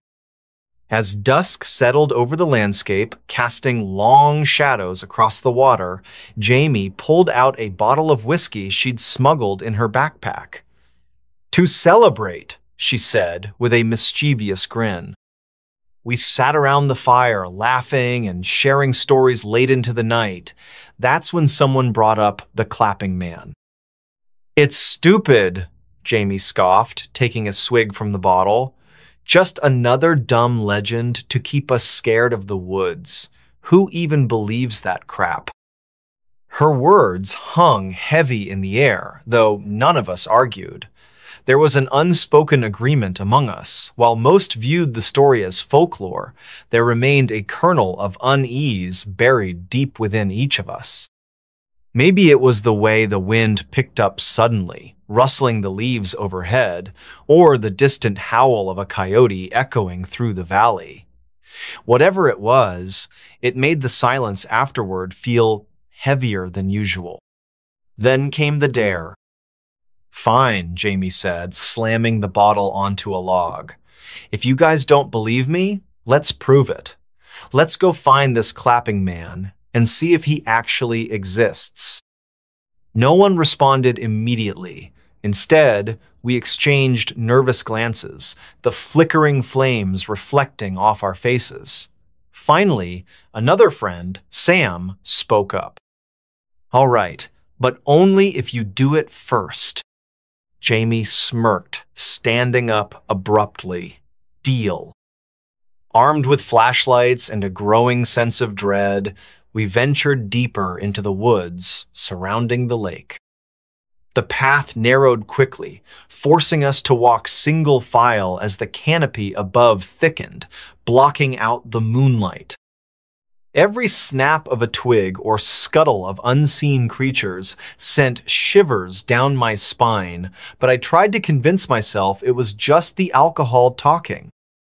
When we reached a clearing, Jamie stopped abruptly. She turned to face us, her eyes gleaming with determination or maybe bravado. "Watch closely," she said, raising her hands. Then, without hesitation, she clapped twice. The sound echoed through the clearing, reverberating off the trees before fading into silence. For a moment, nothing happened. Just the soft rustle of leaves and the occasional chirp of insects. Then, a faint clap, distant yet unmistakable, answered hers. I froze, my breath catching in my throat. Beside me, Sam muttered, "Did you hear that?"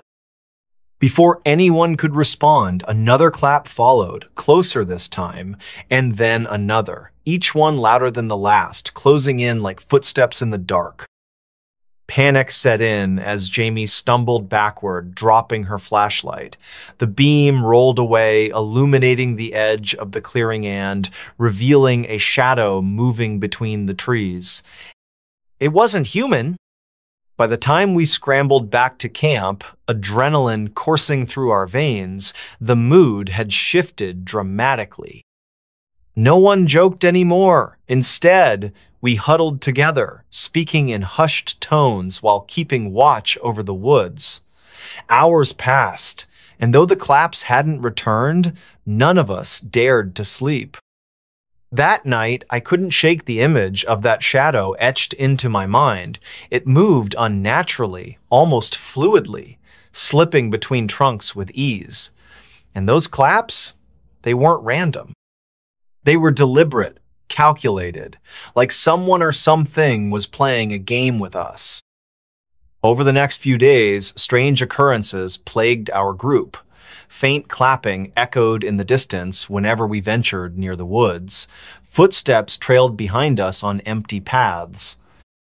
Once, I swore I saw movement out of the corner of my Aya figure crouched low among the cornfields, watching silently. When I turned to look directly, it vanished. But the worst part? None of us had initiated the ritual again. Yet the claps persisted. One evening, after everyone else had gone to bed, I decided to take a walk along the lakeshore. The air was cooler now, carrying with it the scent of pine and damp earth. I walked aimlessly, trying to process everything that had happened. Was it real?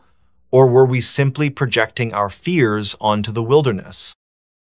As I stood gazing out at the water, the world around me seemed to pause. The wind died down completely, leaving an eerie stillness in its wake. Even the crickets fell silent. That's when I heard the unmistakable sound of clapping. At first, it was soft, almost imperceptible. Then it grew louder, closer. Each clap resonated through the air, sending chills racing up my spine. I spun around, heart pounding, searching for the source. Nothing. Until the final clap came.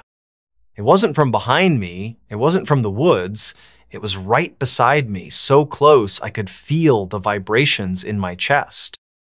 I screamed, bolting toward the campsite, ignoring the branches clawing at my arms and legs. By the time I reached the others, tears streamed down my face, and I couldn't form coherent sentences. Later, when I calmed enough to describe what I'd experienced, Jamie asked hesitantly, "Did you see anything?" I nodded slowly. A shape, tall and thin, too thin. And his smile, it didn't move. It stayed frozen, like he knew something we didn't. After that night, things escalated rapidly. Claps echoed throughout the campsite at random intervals, waking us from fitful dreams. Shadows loomed constantly at the edges of our vision, retreating whenever we tried to investigate. One morning, we discovered footprints leading away from the lake, impossibly large and unnatural. And then there was the mirror.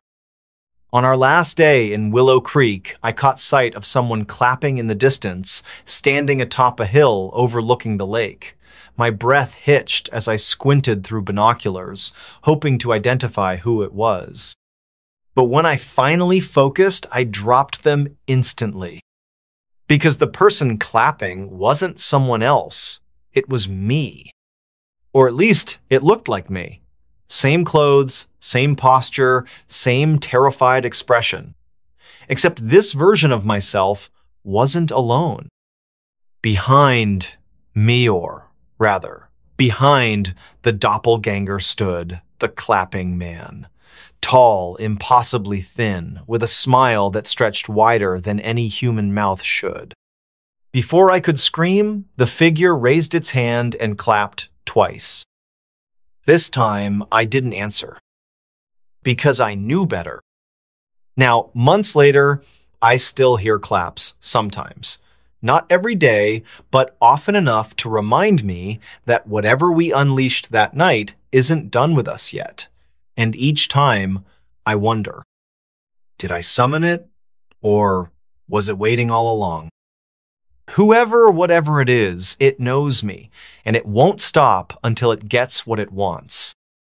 So please heed my warning. Don't clap back, because once you do, there's no going back. Black-eyed kids knocked on my door. Late one evening, around 10:45 p.m., in the quiet town of Eldridge, Ohio, a chilling event unfolded at the home of a woman named Emily Carter. The night was unusually still, with no wind to stir the leaves or rustle through the trees. A thick silence enveloped the area, broken only by the distant hum of an occasional car passing on the highway miles away.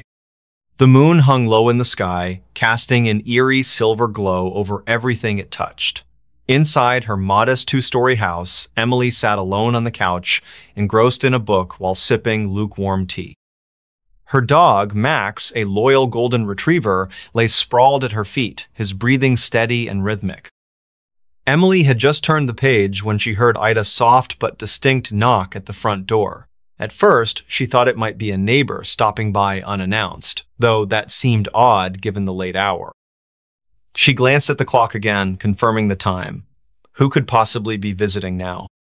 Setting her book down carefully, she rose from the couch, her heart beginning to beat faster as unease crept into her mind. Max lifted his head, ears perked, sensing something amiss. He let out a low growl, his tail twitching nervously against the carpet. As Emily approached the door, she hesitated, peering cautiously through the peephole. What she saw made her blood run cold. There stood two children, no older than 10 or 11 years old, dressed in dark clothing that seemed far too formal for their age. Their faces were pale, almost ghostly white under the dim porch light. But what truly unnerved Emily were their eyes pitch black, void of any visible iris or pupil, like staring into the depths of endless night. Her breath caught in her throat, and she instinctively stepped back from the door. "Who's there?" she called out shakily, her voice trembling despite her attempts to sound calm. Her fingers tightened around the edge of the doorframe as if seeking some kind of stability. Outside, the children remained eerily silent, their heads tilted slightly to one side, as though studying her reaction. It was unsettling, unnatural even. Max began barking loudly now, his protective instincts fully awakened. His frantic noises filled the otherwise silent house, creating a stark contrast to the oppressive stillness outside. "Please," one of the children finally spoke, their voice surprisingly deep and resonant for such young-looking beings. "We need help. Our car broke down nearby and we don't have anywhere else to go tonight." Their tone carried an odd cadence, monotone yet strangely persuasive. Emily felt a strange pull toward opening the door, as if some invisible force urged her to comply. But another part of her screamed louder, warning her not to trust these visitors. "No, I can't," Emily stammered, her resolve strengthening as fear gave way to caution. "I'm sorry, but I cannot open the door. You should call someone who can assist you better." She tried to keep her voice firm, though panic bubbled beneath the surface. The children didn't respond immediately. Instead, they simply stared at her through the glass, their expression unreadable, their black eyes piercing through her soul. Max continued barking furiously, his paws scrabbling against the floor as he paced near the door. Emily backed further away, clutching her chest where her heart pounded wildly. "Go away," she shouted, her voice cracking slightly. "Leave me alone." For a moment, there was silence. Then, without warning, the knocking resumed, this time harder, more insistent. Each blow reverberated through the walls, shaking the very foundation of the house. Emily stumbled backward, nearly tripping over Max, who was now cowering behind her. Tears streamed down her face as sheer terror gripped her body. She grabbed her phone, fumbling with trembling hands to dial 911. "Hello? Yes, this is Emily Carter speaking. I live at 42 Maple Street in Eldridge. Please send someone quickly. I think something dangerous is outside my house." Her voice cracked again as she struggled to explain the situation. The dispatcher assured her help was on the way, but instructed her to stay calm and avoid opening the door under any circumstances. Minutes passed like hours as Emily waited anxiously, every nerve in her body on high alert.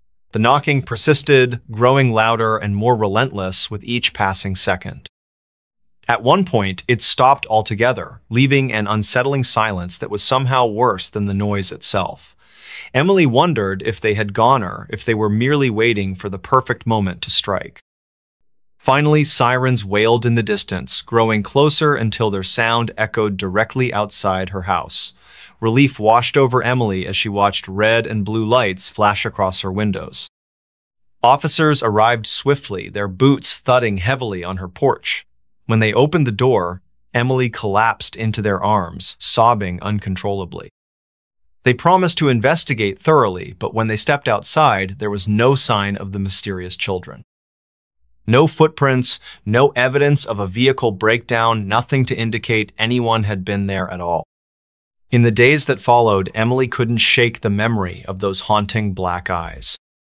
She read stories online about similar encounters, people claiming to have met so-called black-eyed kids who appeared during the night asking for entry into homes or vehicles. Some dismissed them as urban legends, while others swore they were supernatural entities preying on human vulnerability.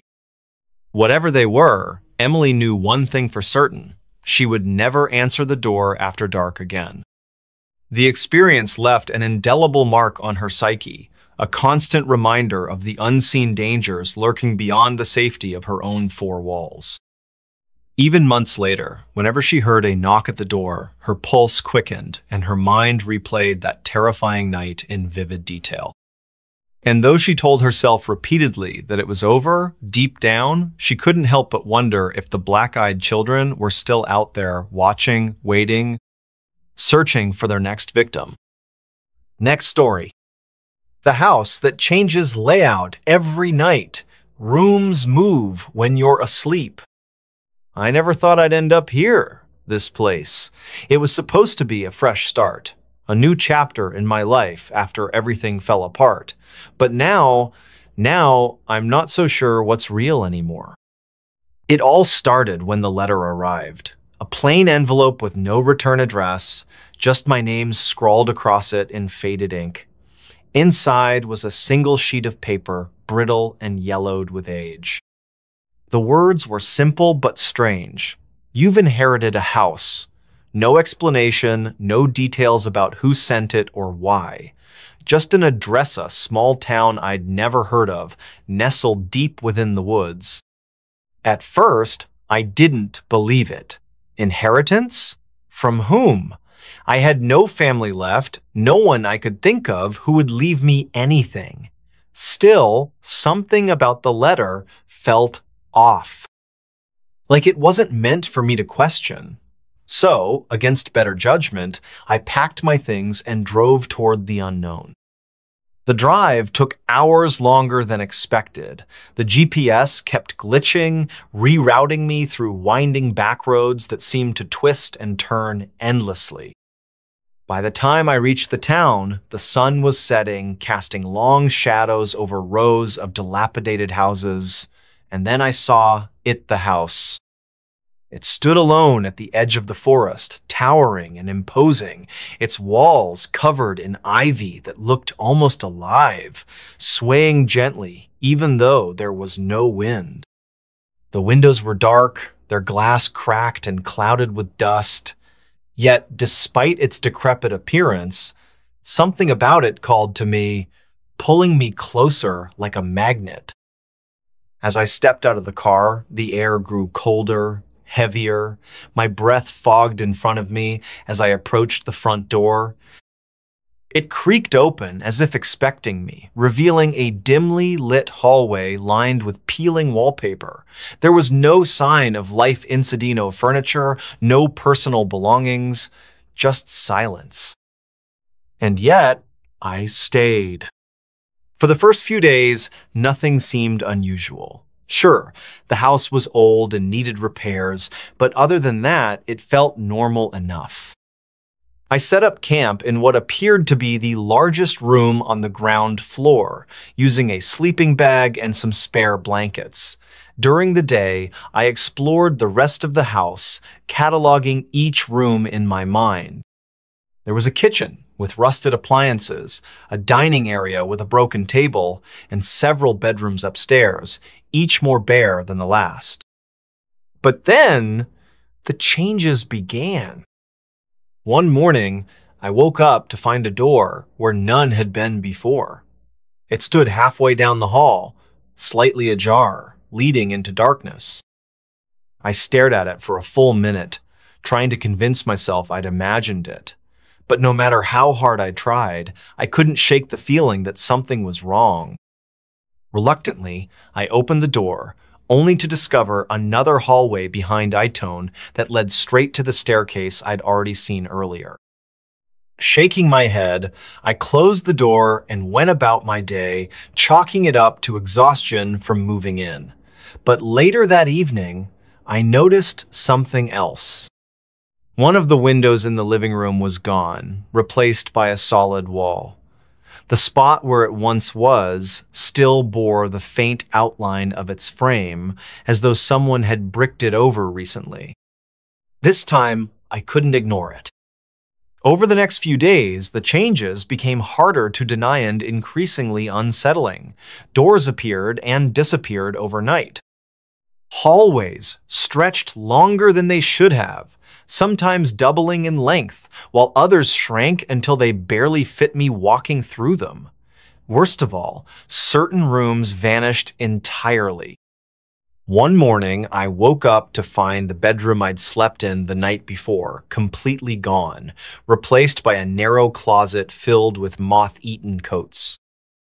Desperate for answers, I decided to investigate further.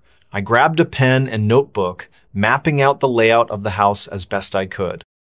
Each room, each corridor, every twist and turn, I documented it all meticulously. Then, each morning, I compared the map to the current state of the house. And every time, the discrepancies grew worse. By this point, paranoia had begun to seep into my thoughts. Was I losing my mind? Had the isolation driven me mad? Or was the house itself playing tricks on me? Determined to get to the bottom of it, I rigged cameras throughout the house, hoping to catch whoever was responsible. But the footage only deepened the mystery. When I reviewed the recordings, I found them riddled with glitches. Frames skipped randomly, audio cut out inexplicably, and entire sections of video repeated in endless loops. Stranger still, some of the clips showed movements I couldn't explain, shadows darting across empty halls, doors swinging shut on their own, whispers echoing from unseen corners. And then came the nightmares. They started subtly, creeping into my dreams like mist rolling over hills. At first, I dreamed of walking through endless corridors, searching for something I couldn't remember. The walls pressed close around me, the air thick and oppressive. Sometimes I'd hear voices calling my name, though I couldn't make out the words. Other times, I felt hands brushing against my skin, cold and clammy, though no one was there. But the worst part? When I woke up, I realized I hadn't actually woken up. I was still dreaming, trapped in the same labyrinthine passages I'd been exploring moments ago. Only now, the dream felt different, more vivid, more real. That's when I started hearing things at night, when the house was quiet and still. Scratching sounds echoed through the walls, soft but persistent, like fingernails dragging across wood. Footsteps padded lightly above me, though I knew no one else lived here. Occasionally, I'd hear doors opening and closing, their hinges groaning in protest. Once, I swore I heard laughter low and guttural, coming from somewhere deep within the house. Panic clawed at my chest whenever these noises occurred, but I forced myself to remain calm. If I let fear take hold, I reasoned, it would consume me entirely. Instead, I armed myself with tools, flashlights, notebooks, markersto, document any evidence I might stumble upon, and one fateful afternoon, I made a discovery that changed everything. While tearing up the floorboards in search of wiring issues or perhaps just distraction, I uncovered a bundle of papers tucked beneath the wooden planks. They were brittle and yellowed, much like the inheritance letter I'd received months ago. Written in shaky handwriting, they detailed the experiences of a previous residenta man named Eliashu claimed the house was alive. According to his notes, the house shifted its layout based on emotions, feeding off fear and confusion. He described waking up in places he shouldn't have been, finding himself lost in corridors that twisted impossibly. He spoke of hearing voices, seeing shadows move in the periphery of his vision. Most chillingly, he warned of falling asleep in specific rooms, claiming they pulled you deeper into the house's mind, trapping you forever. I read the entries late into the night, my heart pounding wildly in my chest. Was Elias right? Was the house sentient, manipulating reality around it to ensnare those who dared live within its walls? And if so, why did it choose me? The following nights brought fresh horrors. The house seemed to grow more aggressive, its changes growing bolder and more disorienting.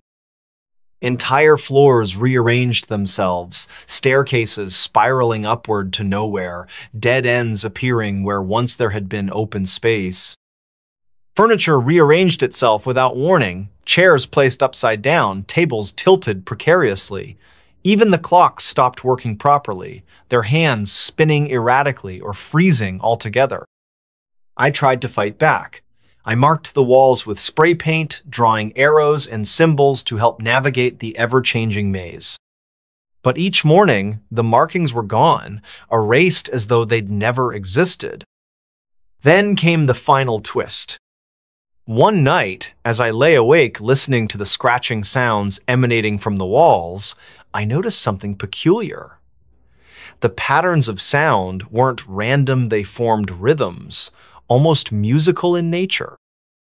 Following the noise, I traced it back to a hidden panel in the wall, concealed behind a bookshelf.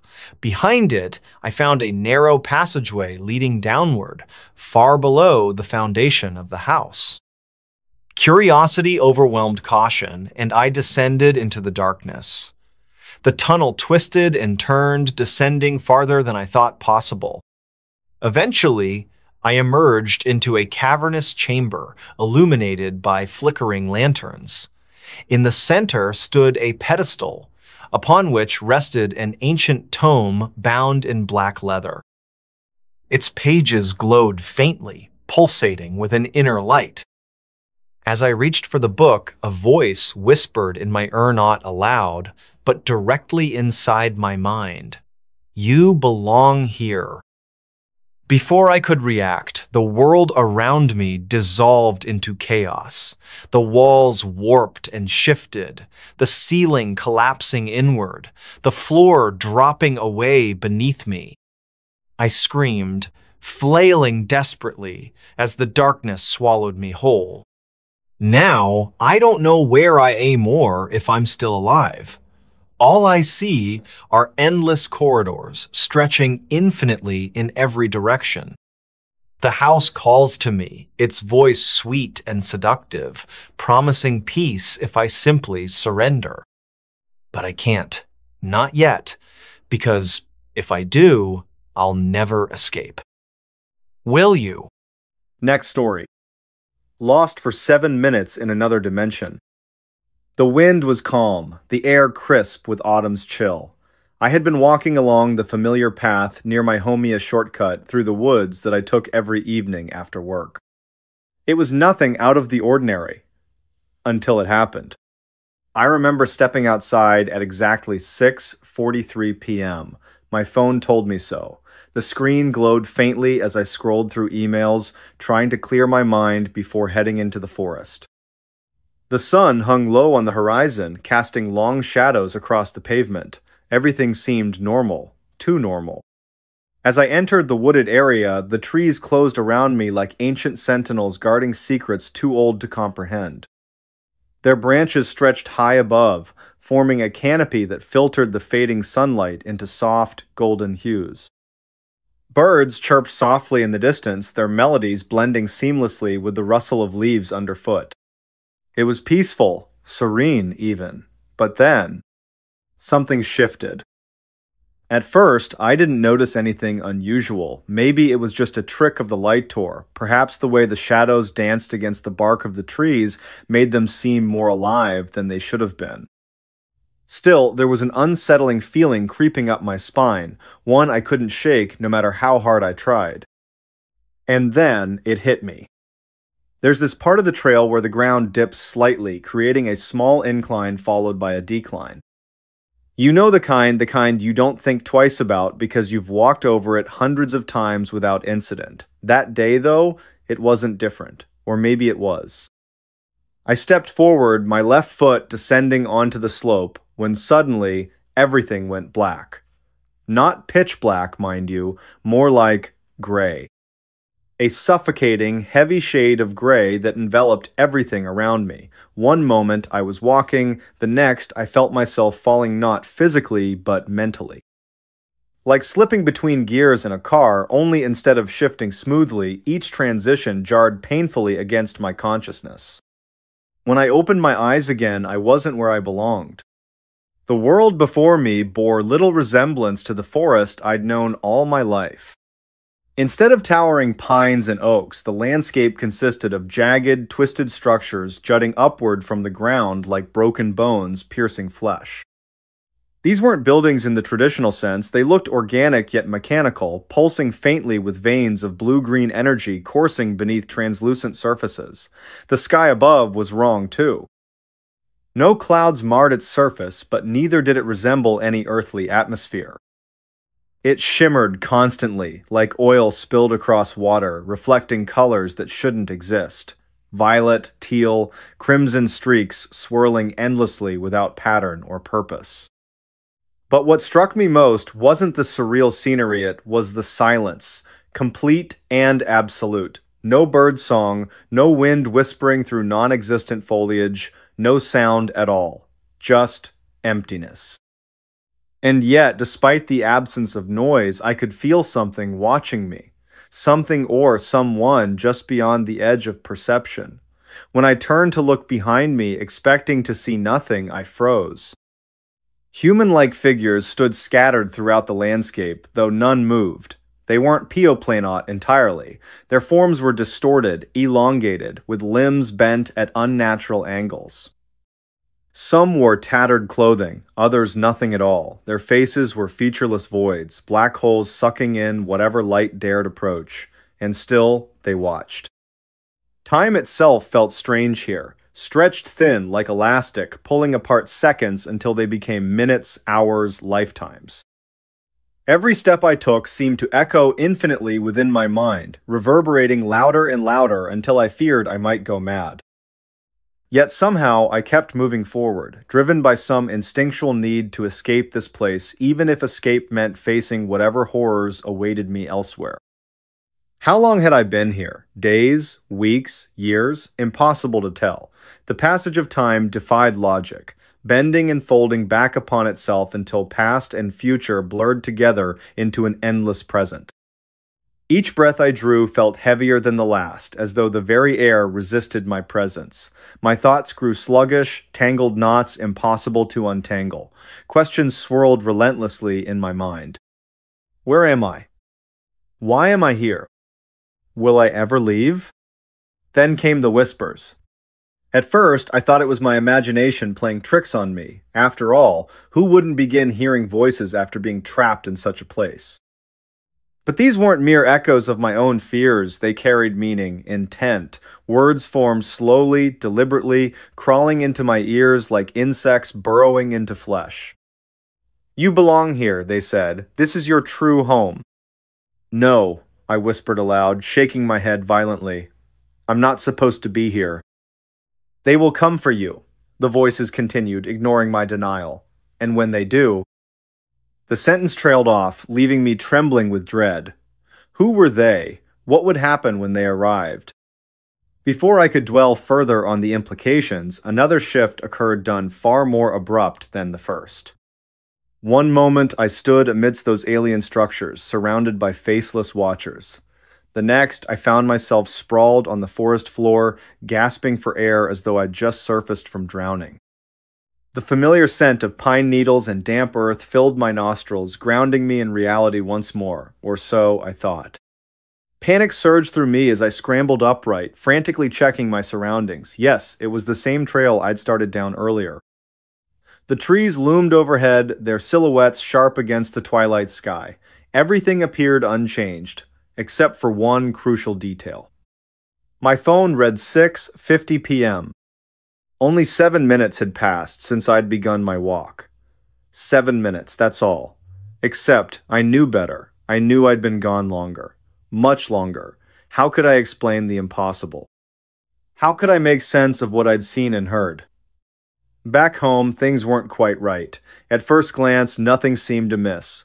My apartment remained untouched, clocks ticking steadily on the walls, yet small inconsistencies nagged at me.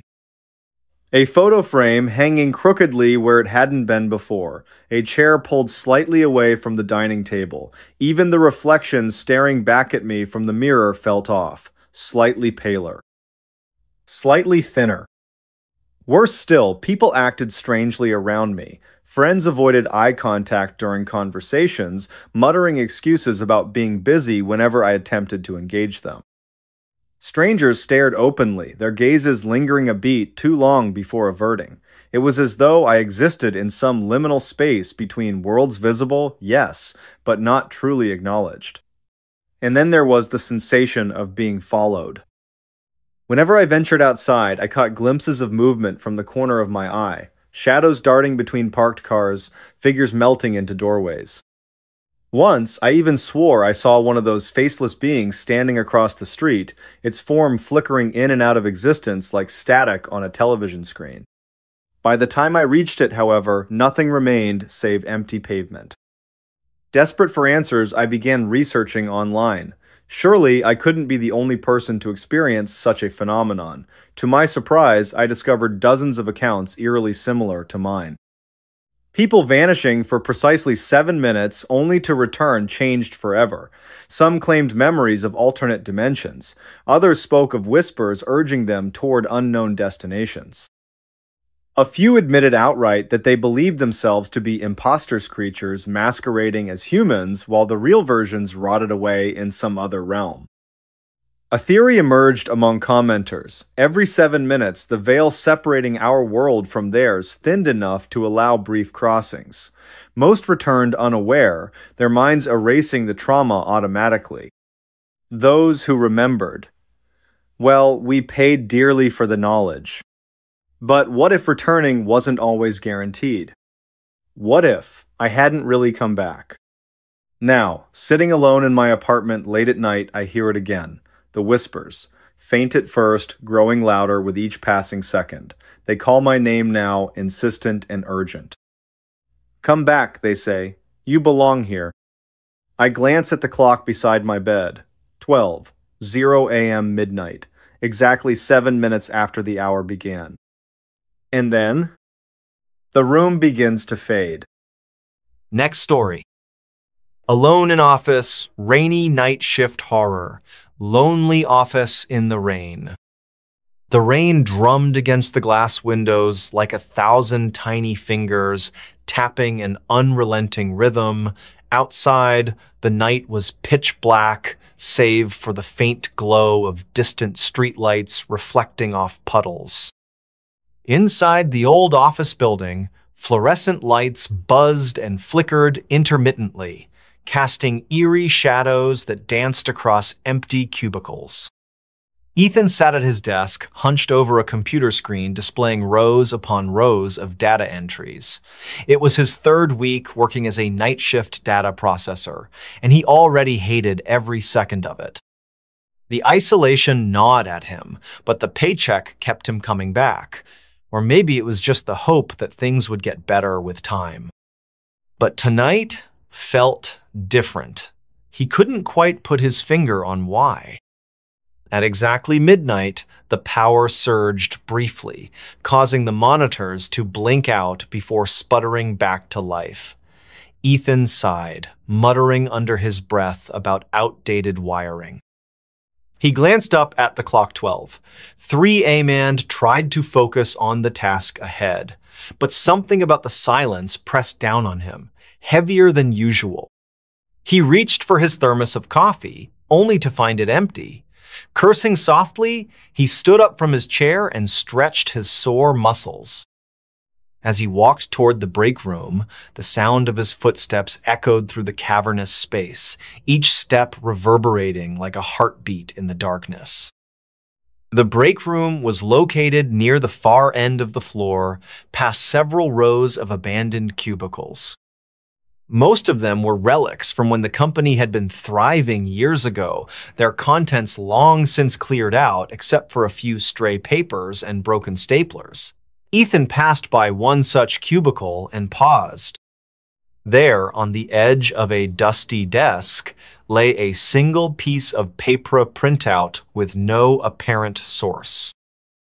Curiosity piqued, he picked it up. The page contained a cryptic message typed in bold letters. "Don't stay after midnight." Ethan frowned. Was this some kind of prank? He turned the paper over, searching for any clues or signatures, but there was nothing else written on it. Shrugging it off as someone's idea of humor, he crumpled the note and tossed it into the trash can beside the printer. Returning to the break room, he refilled his thermos with what little coffee remained in the pot. As he stirred in sugar, he noticed another sound of faint creaking noise coming from somewhere deeper inside the building. At first, he dismissed it as the building settling, but then it happened again, louder this time. It sounded deliberate. Shaking off the unease, Ethan decided to ignore it. After all, it was probably just the wind or pipes expanding due to the cold. Still, the hairs on the back of his neck stood on end as he made his way back to his station.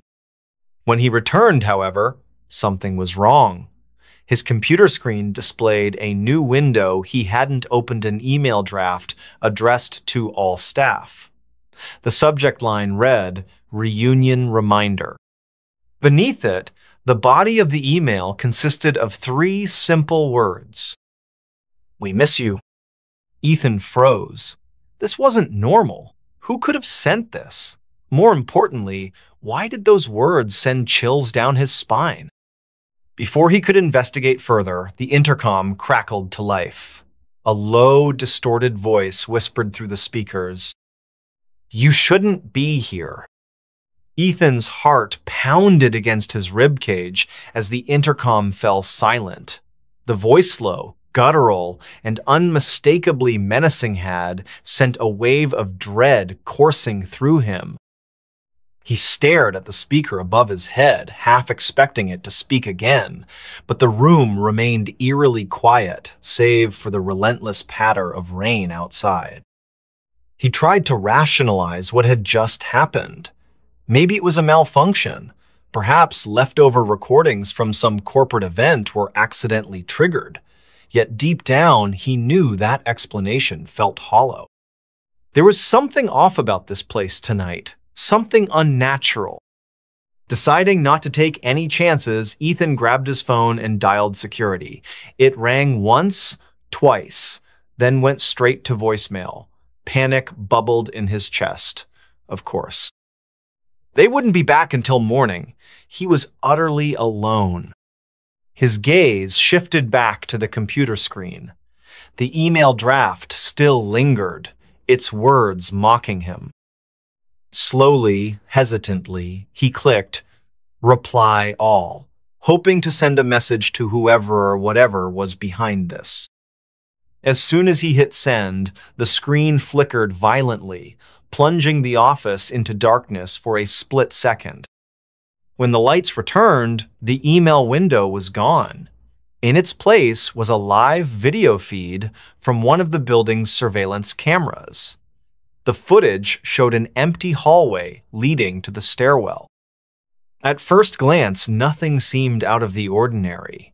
Then, almost imperceptibly, a shadow moved along the wall, a shape too distorted to belong to anyone human. Ethan swallowed hard, his throat dry. His fingers hovered over the keyboard, unsure whether to close the window or keep watching. Before he could decide, the shadow detached itself from the wall and stepped into view. It wasn't a person, not exactly. Whatever it was, it walked hunched over, dragging its feet across the floor.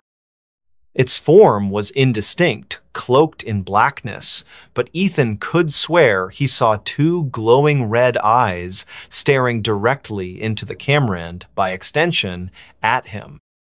The feed cut off abruptly, leaving Ethan paralyzed with fear. His breath came in shallow gasps as he scrambled to make sense of what he'd seen. Was this real, or was exhaustion playing tricks on him? Suddenly, the sound of footsteps echoed through the office. Heavy, deliberate steps that reverberated through the empty space. They weren't coming from the hallway or the stairs. They were right outside his door. Ethan froze, clutching the edge of his desk. The doorknob began to rattle, slowly turning clockwise. A cold breeze swept into the room, though there were no windows open. The air grew thick, oppressive, making it harder to breathe. And then the door creaked open. Standing in the doorway was a figure cloaked in shadows, its face obscured by darkness. For a moment, Ethan thought it might be someone else working late, but as the figure stepped closer, he realized it couldn't possibly be alive. Its movements were jerky, unnatural, and its presence radiated pure malice. Who are you?" Ethan stammered, his voice trembling. The figure didn't respond. Instead, it raised a hand, pointing directly at him. From its fingertips, tendrils of smoke-like mist unfurled, curling toward Ethan like serpents. He recoiled, knocking over his chair in an attempt to escape, but the mist followed, wrapping around his ankles and pulling him backward. "No, get off me!" he screamed, thrashing wildly.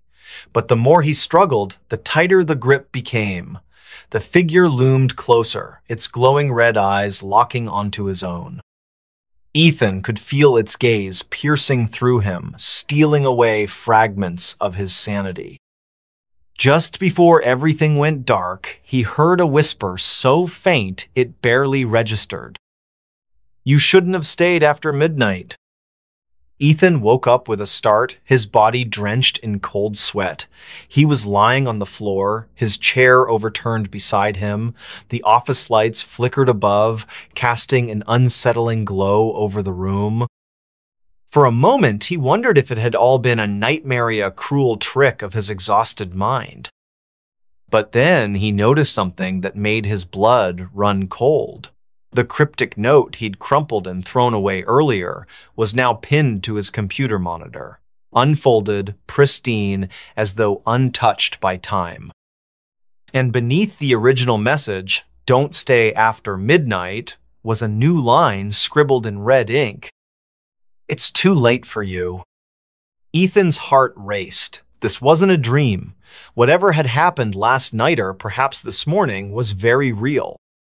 His hands shook as he reached for the note, but before he could touch it, the sound of laughter echoed through the office.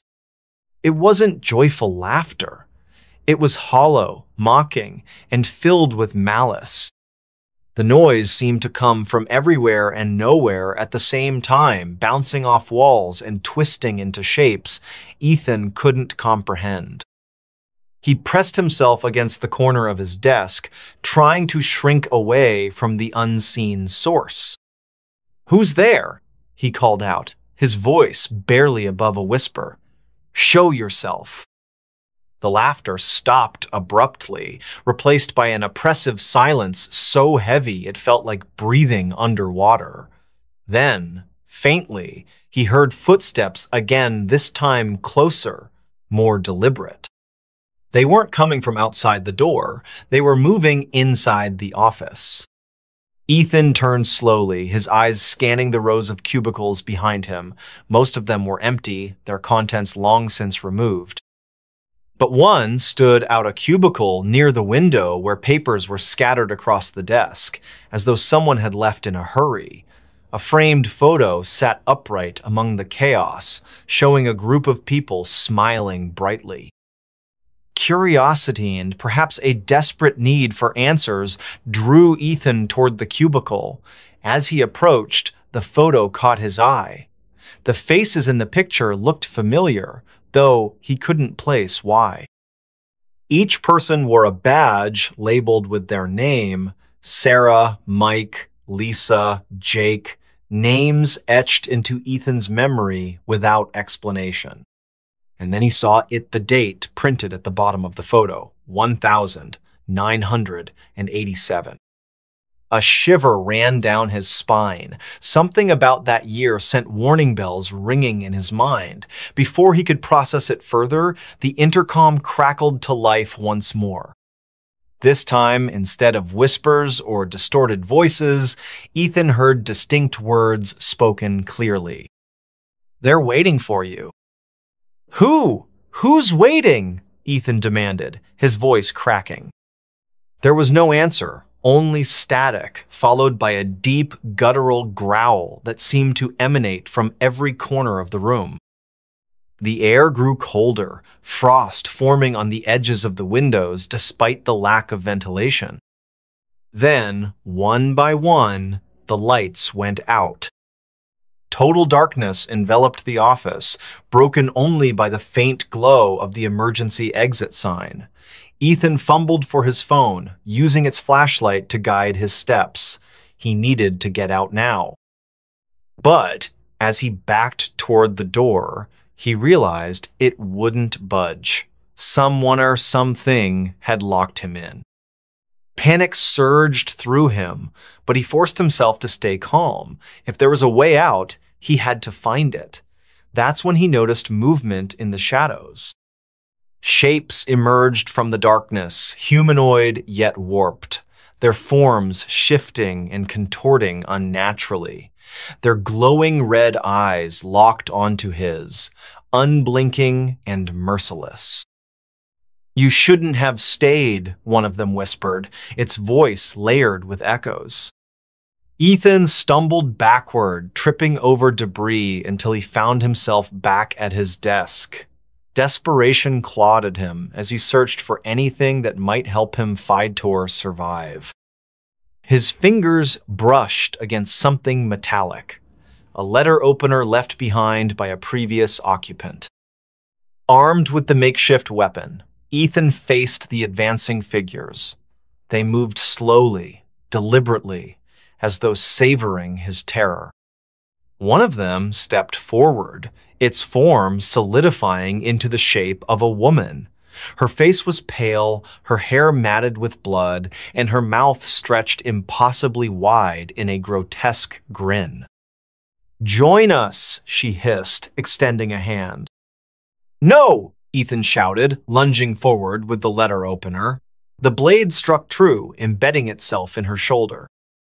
She screamed a high-pitched, ear-splitting sound that reverberated through the office, but instead of retreating, she dissolved into smoke, leaving behind nothing but ash.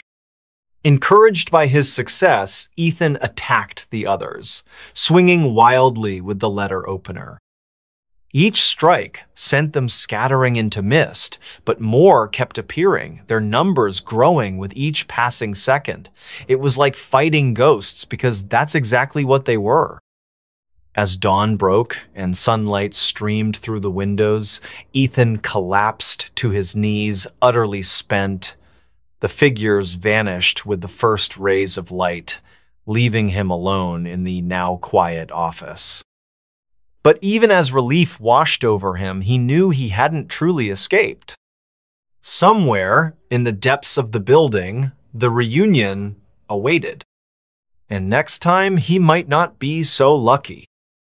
Ethan staggered out of the office building as the first light of dawn painted the sky in hues of orange and pink.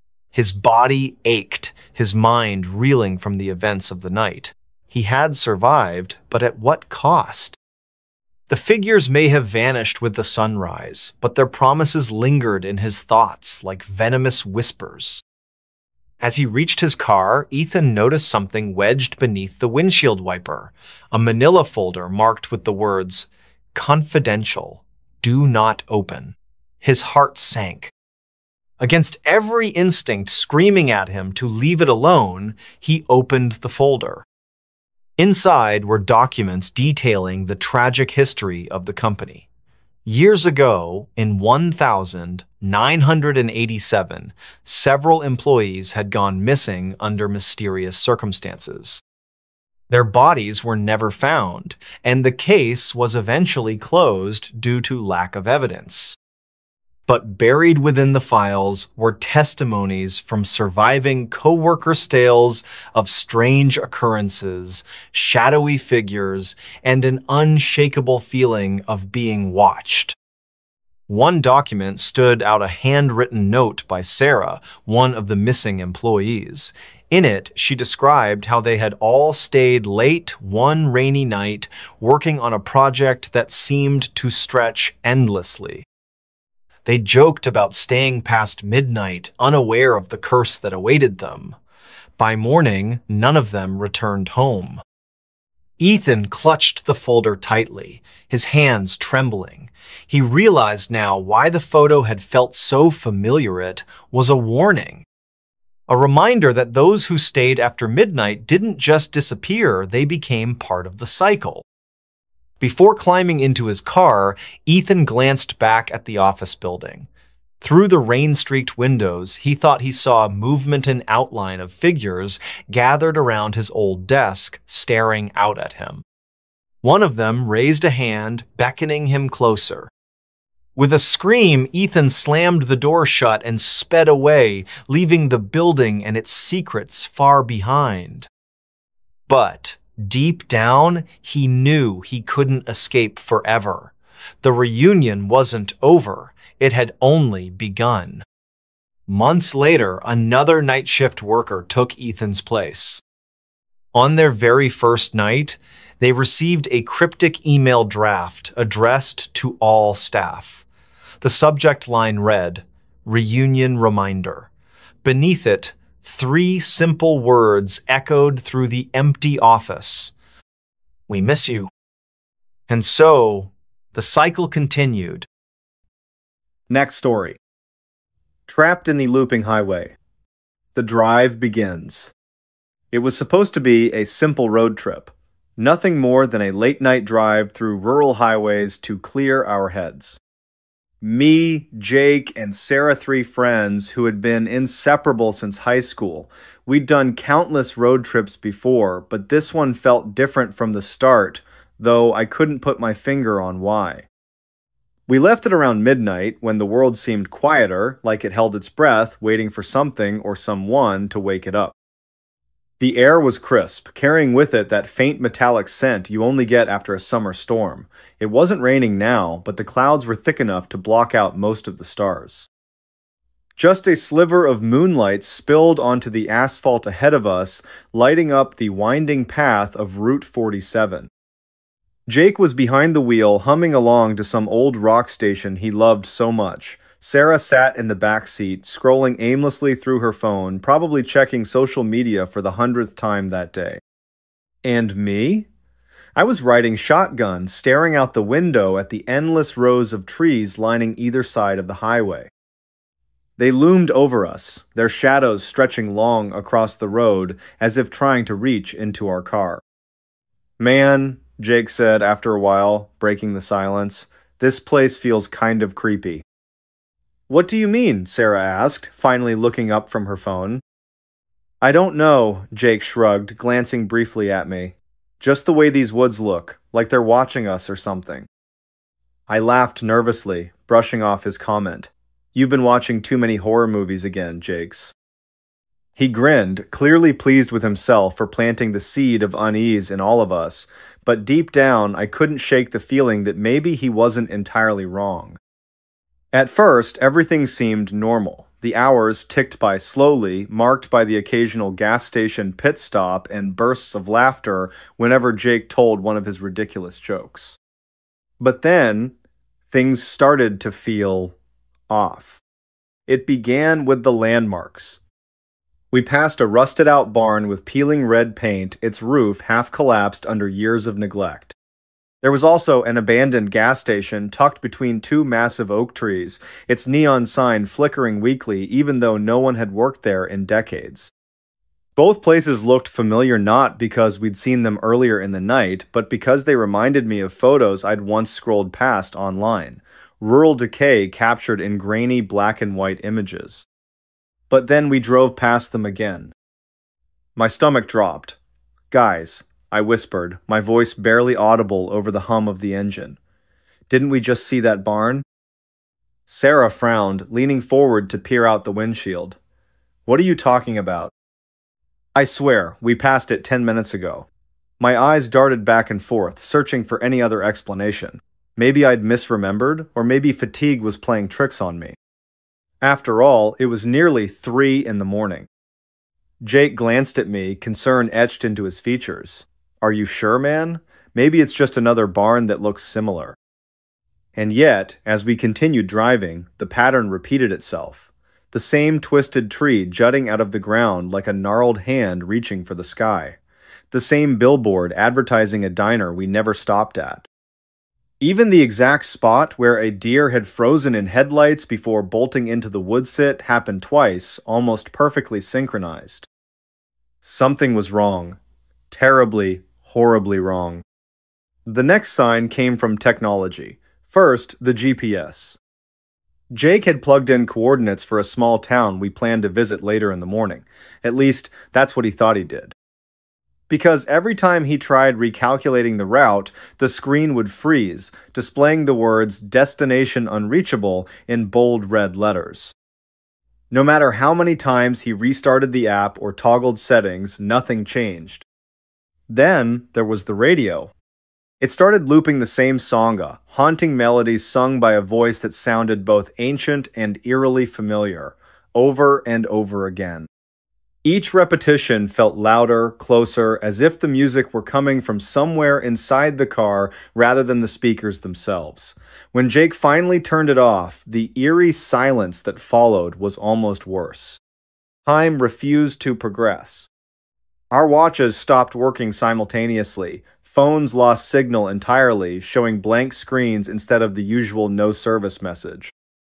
Even the dashboard clock remained stuck at 2:37 a.m., blinking endlessly like a broken digital alarm clock. That's when panic set in. Tensions flared quickly. What had started as playful banter devolved into shouting matches fueled by exhaustion and fear. "It's not my fault," Jake snapped, slamming his fists against the steering wheel. "I didn't program this thing. How am I supposed to fix it?" "You should have brought paper maps," Sarah shot back, tears streaming down her face. She hadn't cried during any of our previous adventures, but tonight she looked utterly defeated. "Why didn't you listen to me? Why didn't anyone listen?" I wanted to intervene, to calm them both down, but words failed me. Instead, I stared out the window, hoping against hope that the landscape would change. That we'd stumble upon an exit leading to safety, but no such luck. Hours or perhaps mere moments passed in silence. The only sounds were the tires crunching against gravel and the faint whistling of wind slipping through cracks in the windows. Every mile marker read the same number. Mile 187, over and over again. Fatigue crept in relentlessly. My eyelids grew heavy, but sleep refused to claim me. Every time I closed my eyes, visions of the looping highway played behind them, endless and suffocating. And then, we saw it. A figure standing on the shoulder of the road, silhouetted against the dim glow of our headlights. A manner, at least, something resembling a man dressed in tattered clothing that fluttered unnaturally in the breeze. His face was obscured by shadow, but his posture radiated malice. "Stop the car!" Sarah screamed, gripping the seat in front of her so tightly her knuckles turned white. Jake slammed on the brakes, sending us skidding to a halt mere feet away from the stranger. For a moment, none of us dared move. Then, slowly, Jake rolled down the window. "Can we help you?" he called out, his voice trembling despite his best efforts to sound brave. The figure tilted its head slightly, as if considering whether to respond. Then it spoke in a voice that echoed like thunder, reverberating through the car and rattling our bones. "You shouldn't have come here," it said, each word dripping with menace.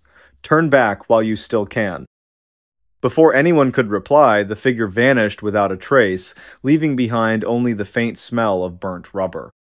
Realization dawned on us all at once.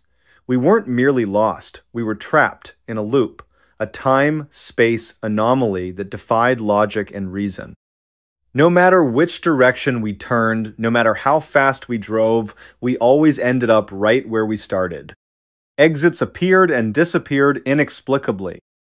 One moment, a clear signpost reading Exit 56 would guide us towards salvation.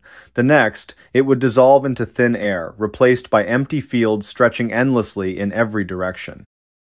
Desperation clawed at us. We argued, cried, begged for deliverance, but the highway gave nothing in return. Only emptiness, only repetition. As days, or perhaps centuries blurred together, strange thoughts began creeping into my mind. What if this wasn't real? What if we were already dead, reliving the final moments of our lives over and over again? Or worse, what if we were being punished for sins we couldn't remember committing? One evening, was it morning? We spotted a car ahead of us. Identical to ours in make and model, it moved parallel to ours, keeping pace effortlessly. Inside sat figures identical to ourselves, Jake, Sarah, and me, except their expressions were vacant, hollow, devoid of life. "They're us," Sarah whispered, clutching her knees to her chest. "They're what we'll become if we don't escape." But escape proved impossible. No matter how hard we tried, the car refused to leave the highway. Its wheels spun endlessly, propelling us forward yet never allowing us to advance. And then we escaped. Or so we thought. When we finally pulled off the highway, the world outside felt alien.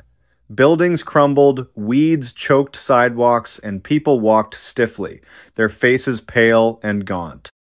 A newspaper headline caught my eye. "Local teens disappear on mysterious highway.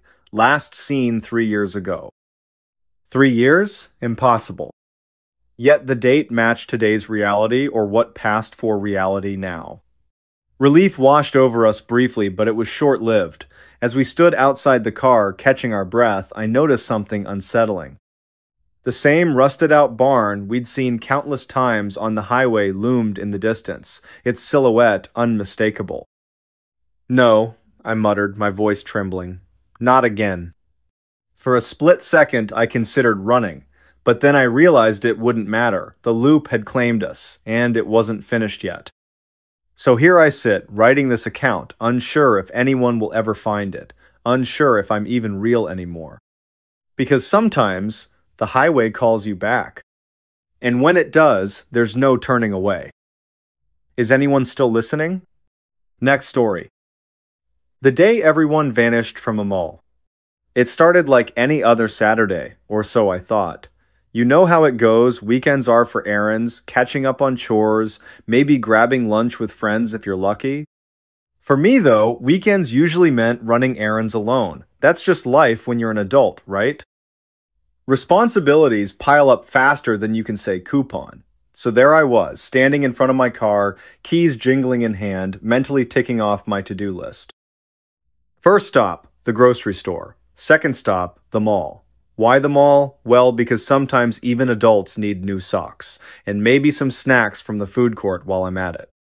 It wasn't anything special, just another trip to pick up a few things before heading home to collapse onto the couch.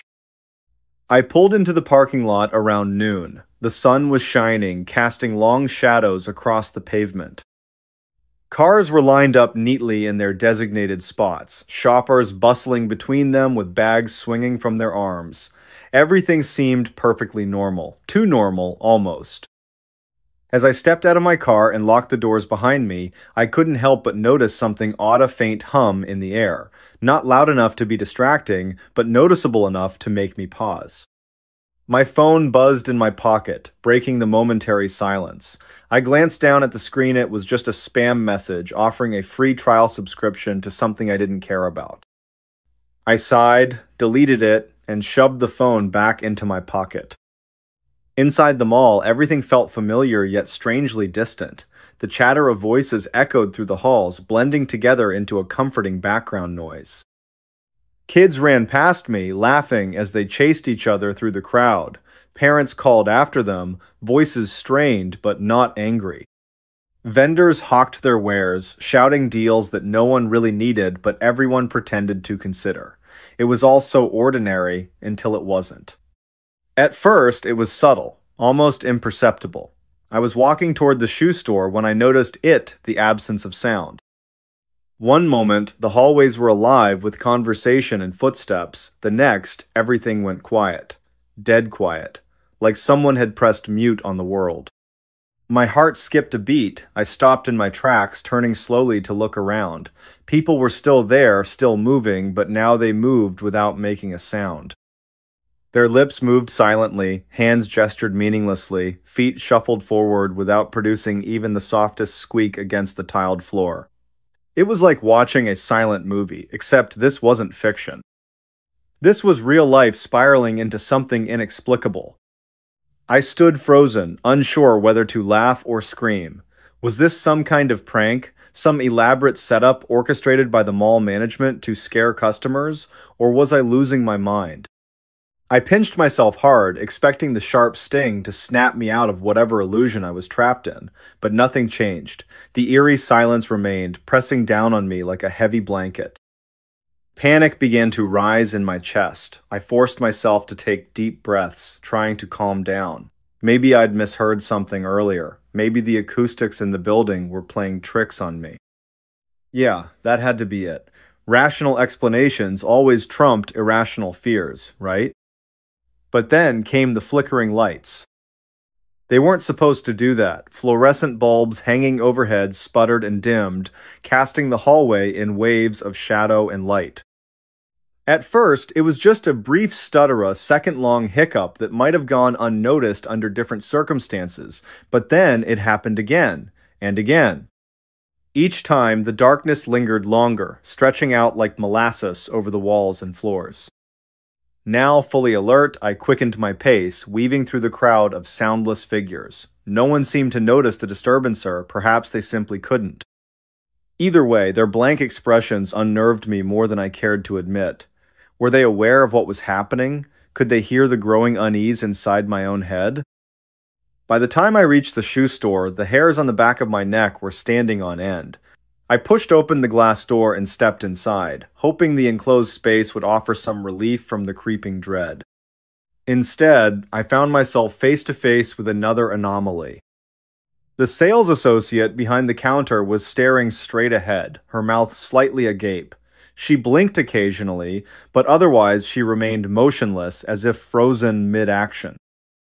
Her name tag read Lila, but Lila wasn't responding to my presence. Not that I blamed her, I probably looked like a lunatic standing there, wide-eyed and trembling. "Excuse me?" I said, my voice cracking. When she didn't react, I tried again, louder this time. "Hello?" Still nothing. A cold sweat broke out across my forehead. This couldn't be happening. None of it made sense. What had started as a mundane trip to the mall was quickly unraveling into a nightmare scenario straight out of a horror movie. Except this wasn't a movie, this was reality. My reality. And then it got worse. The realization hit me all at once, like a freight train barreling down the tracks. The people weren't ignoring me, they weren't there. Not really. They existed only as echoes of themselves, remnants of the world I once knew, and they were disappearing, one by one, leaving me alone in a sea of emptiness.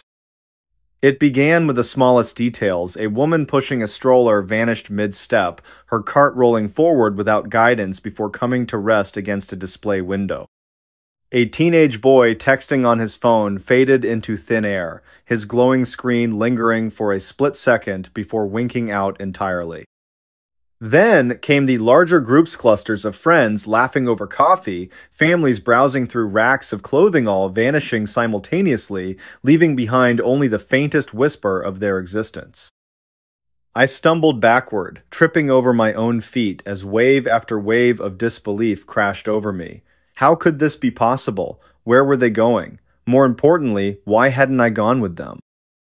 Desperation clawed at my throat as I darted from shop to shop, calling out names that no longer mattered. "Is anyone there?" I shouted, my voice echoing off the empty shelves and barren counters. "Please, someone answer me." No response, only silence. Time became distorted. Minutes stretched into hours, or perhaps seconds masquerading as eternity. I lost track of how long I wandered those endless corridors, searching for answers that never came. The fluorescent lights continued their erratic dance, plunging entire sections of the mall into shadow before illuminating them once more.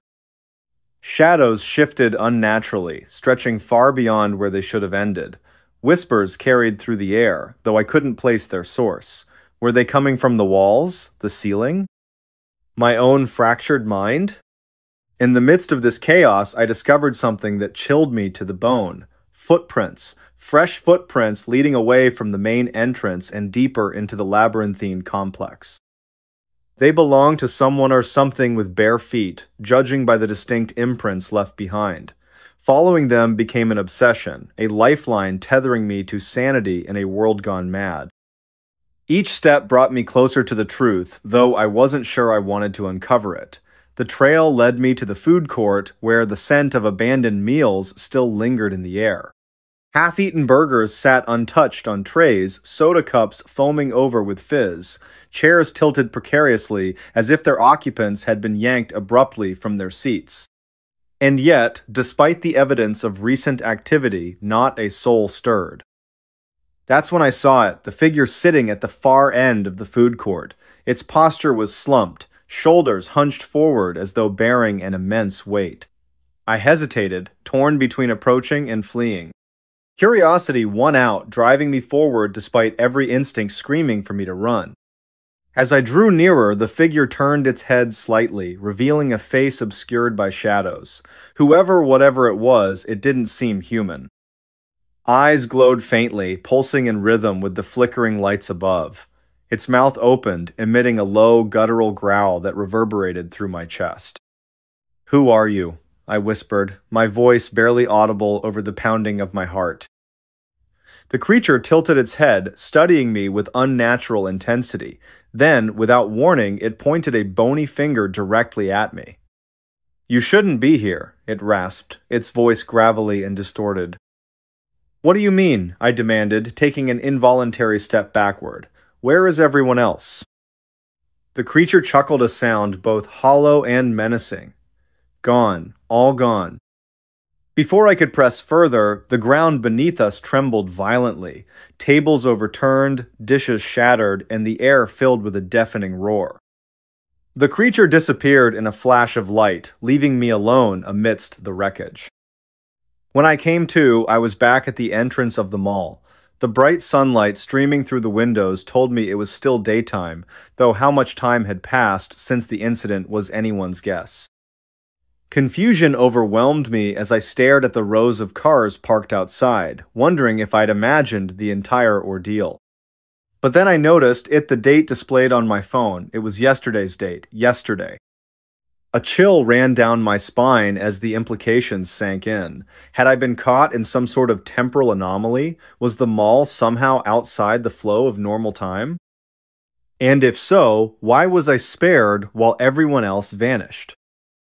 Over the following days, I returned to the mall repeatedly, hoping to find answers.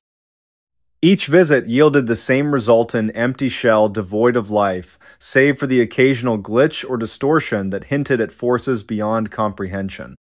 The authorities dismissed my claims as delusions, chalking them up to stress or exhaustion, but I knew what I'd seen and heard. To this day, the mall remains abandoned. Rumors circulate about its strange history, tales of disappearances, and unexplained phenomena. Some say it's cursed. Others believe it serves as a gateway to another dimension. Me? I don't know what to think anymore.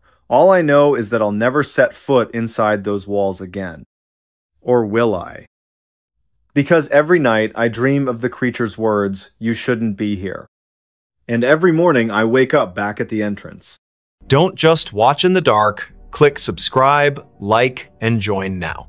Before we begin, tell me, where are you listening from and what time is it there? The secret without a name. The cold was biting, and the silence of Anchorage's streets at 2 a.m. felt unnatural. Amelia Mitchell pulled her coat tighter around herself as she hurried down a dimly lit sidewalk. The snow crunched under her boots, each step echoing in the stillness like an unwelcome intrusion. She shouldn't have been out here this late, but something about the call from Sophia Miller had made her stomach churn, a desperate voice pleading for help before the line went dead. Amelia's breath came out in visible puffs, quickening with every second that passed. Her gloved hands tightened around the strap of her bag as she turned onto Sophia's street. It was eerily empty, the kind of emptiness that didn't feel right even for a place buried deep in winter. Streetlights flickered above, casting long shadows on the snow-covered ground. The houses here were mostly dark, their windows staring blankly into the night, except for one, a faint light glowed behind closed curtains at the end of the block. That must be it, she thought, her heart pounding harder now. Sophia lived alone, always insisting she liked the quiet solitude of Anchorage winters. But tonight, there was no answer when Amelia knocked on the door. She tried again, louder this time, her knuckles rapping against the wood with urgency. "Sophia? Are you there?" Only silence greeted her, broken only by the distant hum of power lines swaying in the wind. She reached for her phone to call again, but just as her thumb hovered over the screen, she heard a faint creak from inside the house. It wasn't enough to dismiss as settling wood, it carried weight, purpose. Amelia hesitated, then pressed her ear closer to the door. Another sound followed, softer but unmistakable, shuffling footsteps, moving away from where she stood. "Sophia?" she called again, her voice trembling. No response. Just the oppressive silence pressing back against her words. Then, without warning, the doorknob began to turn slowly. So slowly, it seemed deliberate. Amelia stumbled backward, nearly slipping on the icy steps leading up to the porch. Her pulse roared in her ears as the door swung open wide, revealing nothing but darkness beyond. There was no one there, not immediately anyway. But as Amelia forced herself to peer inside, she noticed something odd, a trail of wet footprints leading further into the house. They weren't hers. They couldn't be. She hadn't stepped inside yet. And they weren't fresh either, not entirely. Some parts of the prints gleamed with melted snow, while others looked older, partially dried and smeared as if someone or something had walked through days ago but left traces that refused to fade. Against her better judgment, Amelia stepped inside. The warmth of the house hit her instantly, though it brought little comfort. Something about the air felt wrong, stale, heavy, as if it hadn't circulated properly in weeks. She glanced around the living room, taking in the familiar clutter of books and photographs scattered across shelves. Everything seemed normal, until she saw the photo frame lying face down on the coffee table. She picked it up cautiously, turning it over. It was a picture of Sophia smiling brightly next to Jackson Cole, her boyfriend or ex-boyfriend, depending on who you asked. Their faces were scratched out violently, gouges cutting through the glass like angry scars. A chill ran down Amelia's spine. This wasn't random vandalism. Someone had done this deliberately, methodically. Before she could process what it meant, another noise caught her attention, a low scraping coming from somewhere deeper in the house. It sounded like nails being dragged along a hard surface, slow and rhythmic, punctuated by pauses that somehow felt more menacing than the sound itself. Amelia swallowed hard, clutching her phone tightly in her hand. She considered calling the police, but what would she say? That she broke into her friend's house because of some creepy noises? They'd think she was crazy. Instead, she moved cautiously toward the hallway, following the sound despite every instinct screaming at her to leave. The hallway was narrow, lined with family portraits that seemed to watch her as she passed. Each frame held a face frozen in time, eyes staring ahead as if waiting for something. At the far end, a door stood slightly ajar, light spilling out from within. The scraping grew louder, closer, and Amelia realized it was coming from behind that door. Her palms were slick with sweat beneath her gloves as she pushed it open just enough to peek inside. What she saw stopped her dead in her tracks. The room was small, cluttered with boxes stacked haphazardly against the walls. In the center sat a chair, and on the chair was Sophia, or at least what remained of her. Her body slumped forward unnaturally, head hanging limp as if her neck couldn't support its weight anymore. Blood pooled beneath the chair, dark and congealed, staining the hardwood floor. But the worst part was her face, or rather, the absence of it. Where Sophia's features should have been, there was only smooth, featureless skin stretched taut over bone. Amelia gagged, stumbling backward as bile rose in her throat. She wanted to scream, to run, but her legs wouldn't obey. Instead, she froze, transfixed by the sight before her. And then, from somewhere behind her, a voice spoke softly, almost kindly. "You shouldn't have come." She spun around, heart hammering wildly, but there was no one there. The hallway was empty, the portraits still staring silently ahead. Yet the voice lingered in her mind, repeating the same phrase over and over. "You shouldn't have come. You shouldn't have come." Amelia backed away, tripping over her own feet as she tried to retrace her steps toward the front door. But the layout of the house seemed different now, distorted somehow.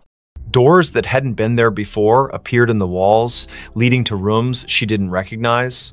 Shadows shifted unnaturally, twisting into shapes that defied logic. She could hear whispers now too, overlapping voices murmuring in tones too low to understand. Panic set in fully as she realized she was trapped. Every step she took led her deeper into the labyrinthine nightmare of Sophia's home. The air grew colder with each passing moment, frost creeping up the walls and forming intricate patterns on the ceiling.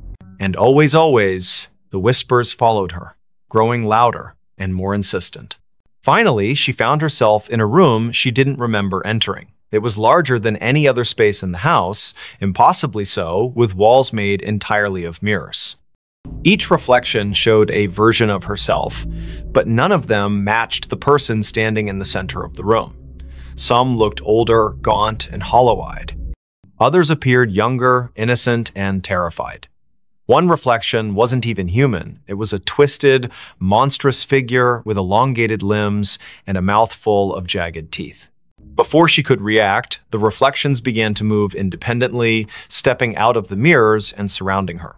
Their movements were jerky, unnatural, and they all spoke in unison, their voices blending into a single cacophony. You know the secret, they hissed. You've always known. Amelia shook her head frantically, tears streaming down her face. I don't know anything, she screamed. But the figures only drew closer, their cold breath brushing against her skin. One of them reached out, its fingers brushing her cheek, and suddenly memories flooded her mind, memories that weren't hers. Images of Sophia, of Jackson, of secrets whispered in the dark, of a nameless thing lurking just beyond the edge of perception, waiting patiently for someone foolish enough to stumble upon it. And then everything went black. When Amelia woke, she was outside again, lying in the snow. The house was gone, replaced by an empty lot surrounded by trees. Her phone buzzed in her pocket, and she fumbled to retrieve it, hoping desperately for some explanation. There was a text message from an unknown number containing only 3 words: "Tell no one." She stared at the screen, her hands shaking uncontrollably. Somewhere in the distance, she heard laughter, soft, childlike, and utterly devoid of joy. Bell Witch haunted our house. It was a quiet evening in the small town of Adams, Tennessee, where the air carried the faint scent of pine and damp earth. The clock struck 8:45 p.m. as the Johnson family, Mark, his wife Emily, and their 2 children, Jake aged 12, and Lily, who was 8, sat together in their living room. The house, an old Victorian-style building with creaky wooden floors and high ceilings, had been in Mark's family for generations. Its walls whispered secrets of the past, but none more chilling than what would soon unfold within its ancient halls. The night began innocently enough. Mark read aloud from a book while Emily knitted by the fireplace, her needles clicking softly against the backdrop of crackling flames. Jake tinkered with his toy train set on the floor, and Lily colored intently in her sketchbook. Outside, the wind rustled through the trees, casting shifting shadows across the windows. It wasn't until the first strange noise occurred, a faint jingling sound, like that of a bell, that the atmosphere shifted dramatically. "What was that?" Lily asked, looking up sharply from her coloring. Her wide eyes darted toward the corner of the room, though nothing appeared out of place. "It's probably just the wind," Mark replied, forcing a reassuring smile despite the unease creeping into his voice. But the jingling continued, growing louder and more persistent. There were no bells in the house, nor any source that could explain the eerie sound. As it echoed through the room, each chime seemed to resonate deep within their bones, sending shivers down their spines.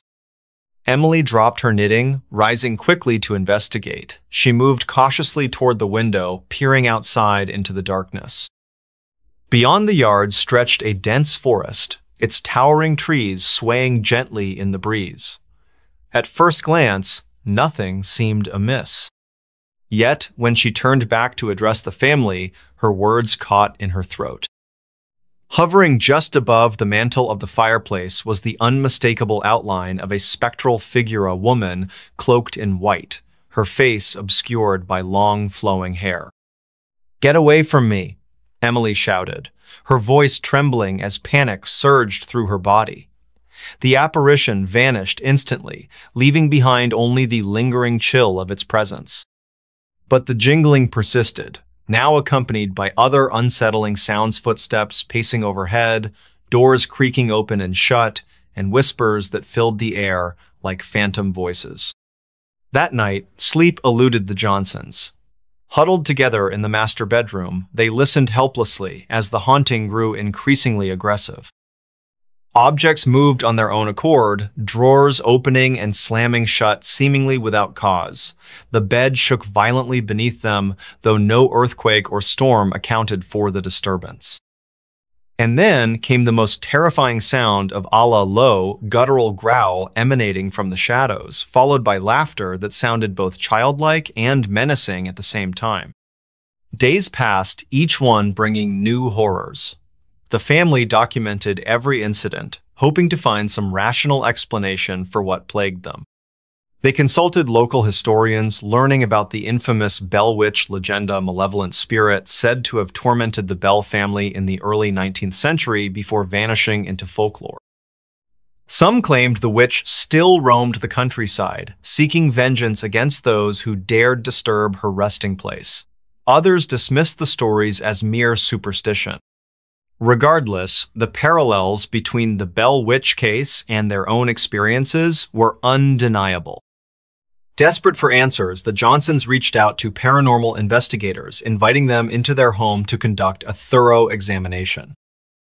Cameras and recording equipment captured phenomena beyond human comprehension, cold spots forming inexplicably, voices speaking in languages neither the family nor the investigators understood, and even physical manifestations of the entity itself. One particularly harrowing moment occurred during a seance when the table levitated briefly before crashing to the ground, splintering into pieces. Through it all, the Bell Witcher, whatever force masqueraded as her, seemed fixated on Lily. She became the target of its wrath, experiencing nightmares so vivid they left her screaming awake in terror. During one such episode, Lily described seeing a pair of glowing red eyes staring at her from the darkness, accompanied by the sensation of icy fingers brushing against her skin. When she awoke, her blanket bore scratch marks identical to those of clawed hands. As weeks turned into months, the family's lives unraveled further. Mark lost his job due to frequent absences caused by the disturbances, and Emily withdrew into herself, consumed by grief and exhaustion. Jake began acting out, lashing out at his parents and sister in frustration. Only Lily remained eerily calm, often speaking of the lady as if she were an old friend rather than a terrifying specter. This unnerved the others even more, raising questions about whether Lily possessed some form of connection to the entity. Eventually, the strain became unbearable. With nowhere else to turn, the Johnsons sought refuge in a nearby motel, abandoning their ancestral home to the mercy of the Bell Witch. For a time, peace returned to their lives. They relocated to another state, starting anew under assumed names, determined to leave the nightmare behind. Yet, every now and then, during quiet nights when the world seemed most still, Mark found himself glancing nervously over his shoulder, searching for signs of movement among the shadows. Years later, the Johnsons rarely spoke of their ordeal. Though grateful for their escape, they couldn't shake the feeling that the Bell Witch hadn't truly let go. Somewhere, deep within the woods surrounding Adams, Tennessee, her vengeful spirit lingered watching, waiting, ready to claim her next victim. The whisper that never opened. It was 3 in the morning when Lucas Bennett first heard the sound. A faint whisper carried by the icy wind that swept through the narrow streets of Los Angeles. The city was unusually quiet for a place that never slept, its usual hum of life replaced by an unsettling stillness. Frost clung to the palm trees lining the sidewalks, their leaves glistening under the dim streetlights. Lucas had been walking home from his late shift at the diner when he noticed it, the whispering that seemed to follow him wherever he went. He pulled his jacket tighter around himself, trying to shake off the chill that wasn't entirely from the cold. The whisper grew louder as he passed an alleyway between 2 old brick buildings. It sounded like words, but nothing coherent, just fragments of syllables that danced at the edge of understanding. His pace quickened, boots crunching against the frost-covered pavement. He told himself it was just the wind playing tricks on him. But deep down, he knew better. Olivia Turner lived in apartment 3B of the building where Lucas rented his studio. She had moved in 6 months ago, and they had exchanged polite greetings in the hallway occasionally.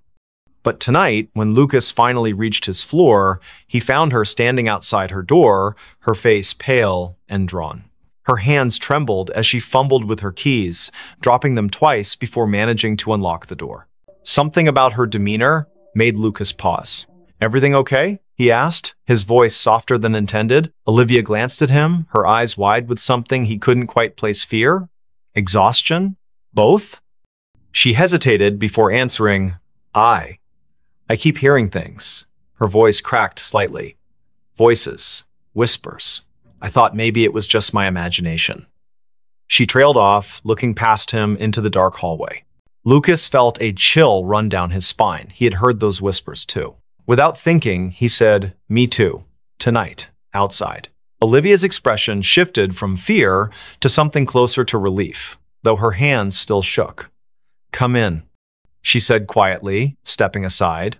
The warmth of her apartment enveloped him immediately, but it did little to ease the tension coiling in his chest. Inside, the room was small but cozy, decorated with mismatched furniture and soft lighting. A half-empty mug of tea sat cooling on the coffee table beside an open book. Olivia gestured for him to sit while she poured herself another cup. "Do you want some?" she asked, holding up the teapot. Lucas nodded, though he doubted anything could settle the unease growing inside him. As she busied herself in the kitchenette, he noticed the curtains were drawn tightly shut, despite the fact that no one would be able to see inside at this hour. The windows themselves seemed almost deliberately avoided. So Olivia began after handing him a steaming mug. "You heard them too, the whispers." It wasn't a question. Lucas took a sip of the tea. It tasted bitter, but he didn't complain. "Yeah, out there. They followed me all the way back here." He set the mug down carefully. "What about you? When did you start hearing them?" Olivia wrapped her fingers around her own mug, staring into its depths as if searching for answers. "A week ago. At first, I thought it was just stress or lack of sleep. You know how it is, working long hours, trying to make ends meet. But then it got worse." She looked up at him, her gaze piercing. "They started coming closer, louder, like they were right behind me, even when I was alone in my apartment." Lucas swallowed hard. "Did you tell anyone? Call someone?" Olivia shook her head. "Who would believe me? My friends think I'm overreacting. My landlord thinks I'm making excuses to get out of paying rent next month." She let out a humorless laugh. "And honestly, who can blame them? If I hadn't heard it myself tonight, I might not have believed me either." The silence that followed was heavy, broken only by the distant hum of traffic far below. Lucas glanced toward the window, where shadows flickered faintly against the drawn curtains. Was it his imagination, or did the air feel colder now? He turned back to Olivia. "There has to be an explanation. Maybe it's some kind of electrical interference, or, I don't know, plumbing noise?" Even as he said it, the words sounded hollow. Neither of them believed it. Olivia leaned forward, lowering her voice. "There's something else. Last night, I saw someone or something standing outside my window. Just a figure, barely visible through the frost. It didn't move, just stood there, watching." Her breath hitched.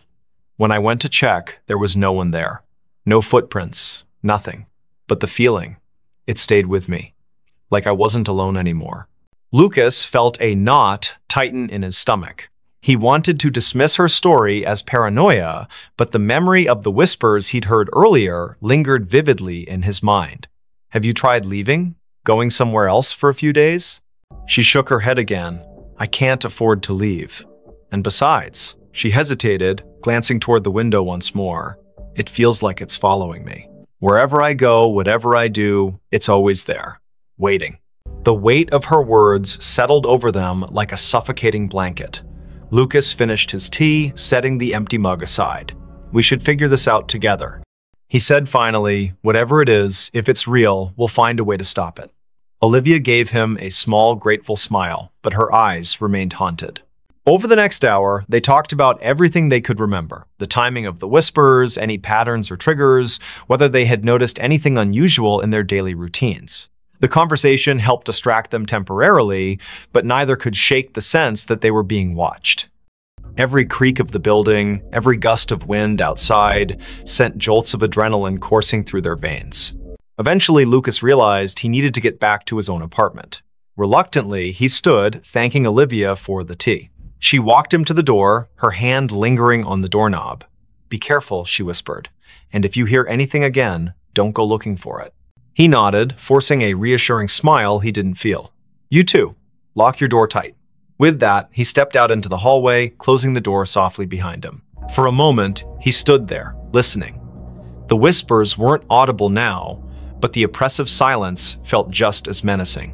Back in his studio, Lucas locked his door and double-checked the windows.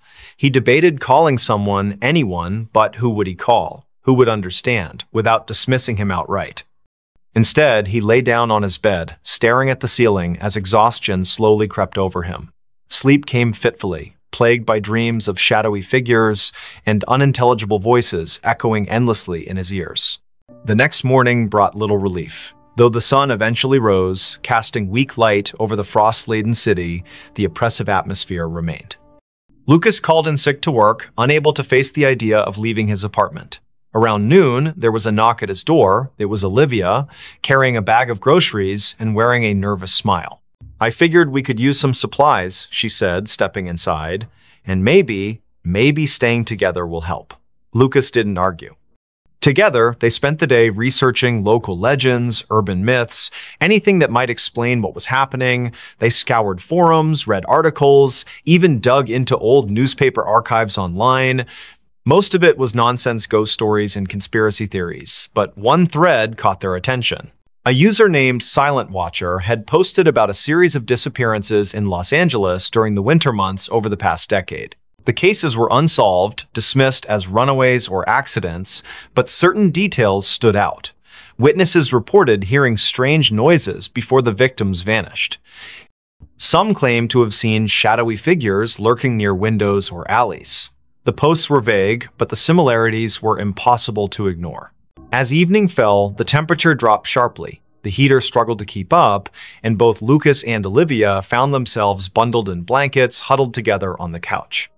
The whispers returned, louder this time, seeping through the walls like water. They exchanged panicked looks, hearts pounding in unison. Whatever it was getting closer. Desperation drove them to action. Armed with flashlights and makeshift weapons, a baseball bat for Lucas, a kitchen knife for Olivia, they ventured into the hallway. The whispers surrounded them now, forming a cacophony of disjointed sounds that clawed at their sanity. Each step felt heavier than the last, as if the air itself resisted their movement. At the end of the hallway, the emergency exit stood ajar, frost creeping inward.